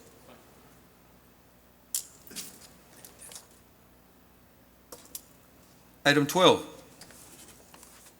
discussion and possible action for the board to consider approval of a plan of finance for maintenance tax note series 2021 to be used for facility improvements district-wide. Dr. Valdez. Mr. President, so administration has informed the Board of Trustees of the need for roofing improvements district-wide at an estimated cost of $27 million. We do have Mr. Andres Sanchez here. Yes, thank you, Dr. Valdez, Coach Cuellar, members of the board. Early during the workshop, we had Mr. Gregory Miller, Mr. Chris Vela present information on the maintenance tax notes, what they are, legal requirements, and how the need for the roofs, which you already knew, we had discussed them with you, and also how the note will work. Byron, we discussed going with scenario 2, if the board approves it, to go with scenario 2, which will be funding for roofs only, which is a loan that will provide about $27 million. It will be a 20-year loan. We discussed the interest they had projected right now will be about 2.635%. And it's a loan that has can be refinanced in 10 years. If the interest rates go lower, it can be refinanced until we get to year 10. And this is for the roofs, like we mentioned. If the board approves this agenda item to proceed with this, we will come back, I don't know, probably the next month in September, for the board to consider the actual approval of the maintenance tax note and approval of companies to sell the maintenance tax note, the underwriters. They're the one that go to the market to sell the notes. Do you have any questions? I make a motion to table this so we can further discuss this. Okay, we have a motion by Coach Jesse Trevino to table this item. Do we have a second? Second. We have a second by Mr. Nieto? Yes. Okay, we have a motion by Coach Trevino and a second by Mr. Nieto to table the consideration to approve a plan of finance for maintenance tax notes 2021 to be used for facility improvements district-wide. Any discussion? I'm okay with tabling it, but, I think we need to make sure we don't put it off too long. Right. These roofs need. I would like for Dr. Valdez to kind of sit with Andres and kind of oversee it and see if it's a doable. Yeah, because we can't postpone it, but we may be in the next board meeting. Yes, sir. Okay. Any further discussion? Yes, for me, I just, like I said, this stuff was presented to us here with a short time, and I feel it was just thrown at us, and I think we need to reconsider and just look at this a little bit better. Okay. Good. Agree. Let's take it to a vote. Signify your approval by saying aye when I call your name. Mr. Nieto? Aye. Ms. Taita? Aye. Coach Trevino? Aye. And Dr. Jaime? Aye. Okay, motion carries to table this item. Thank you. Item 13, discussion and possible action for the board to consider approval of employee pay raises for fiscal year 2021, 2022. Dr. Valdez? Mr. President, we do recommend your approval of pay raises for all district employees as presented in the budget workshop earlier this evening. I would like to,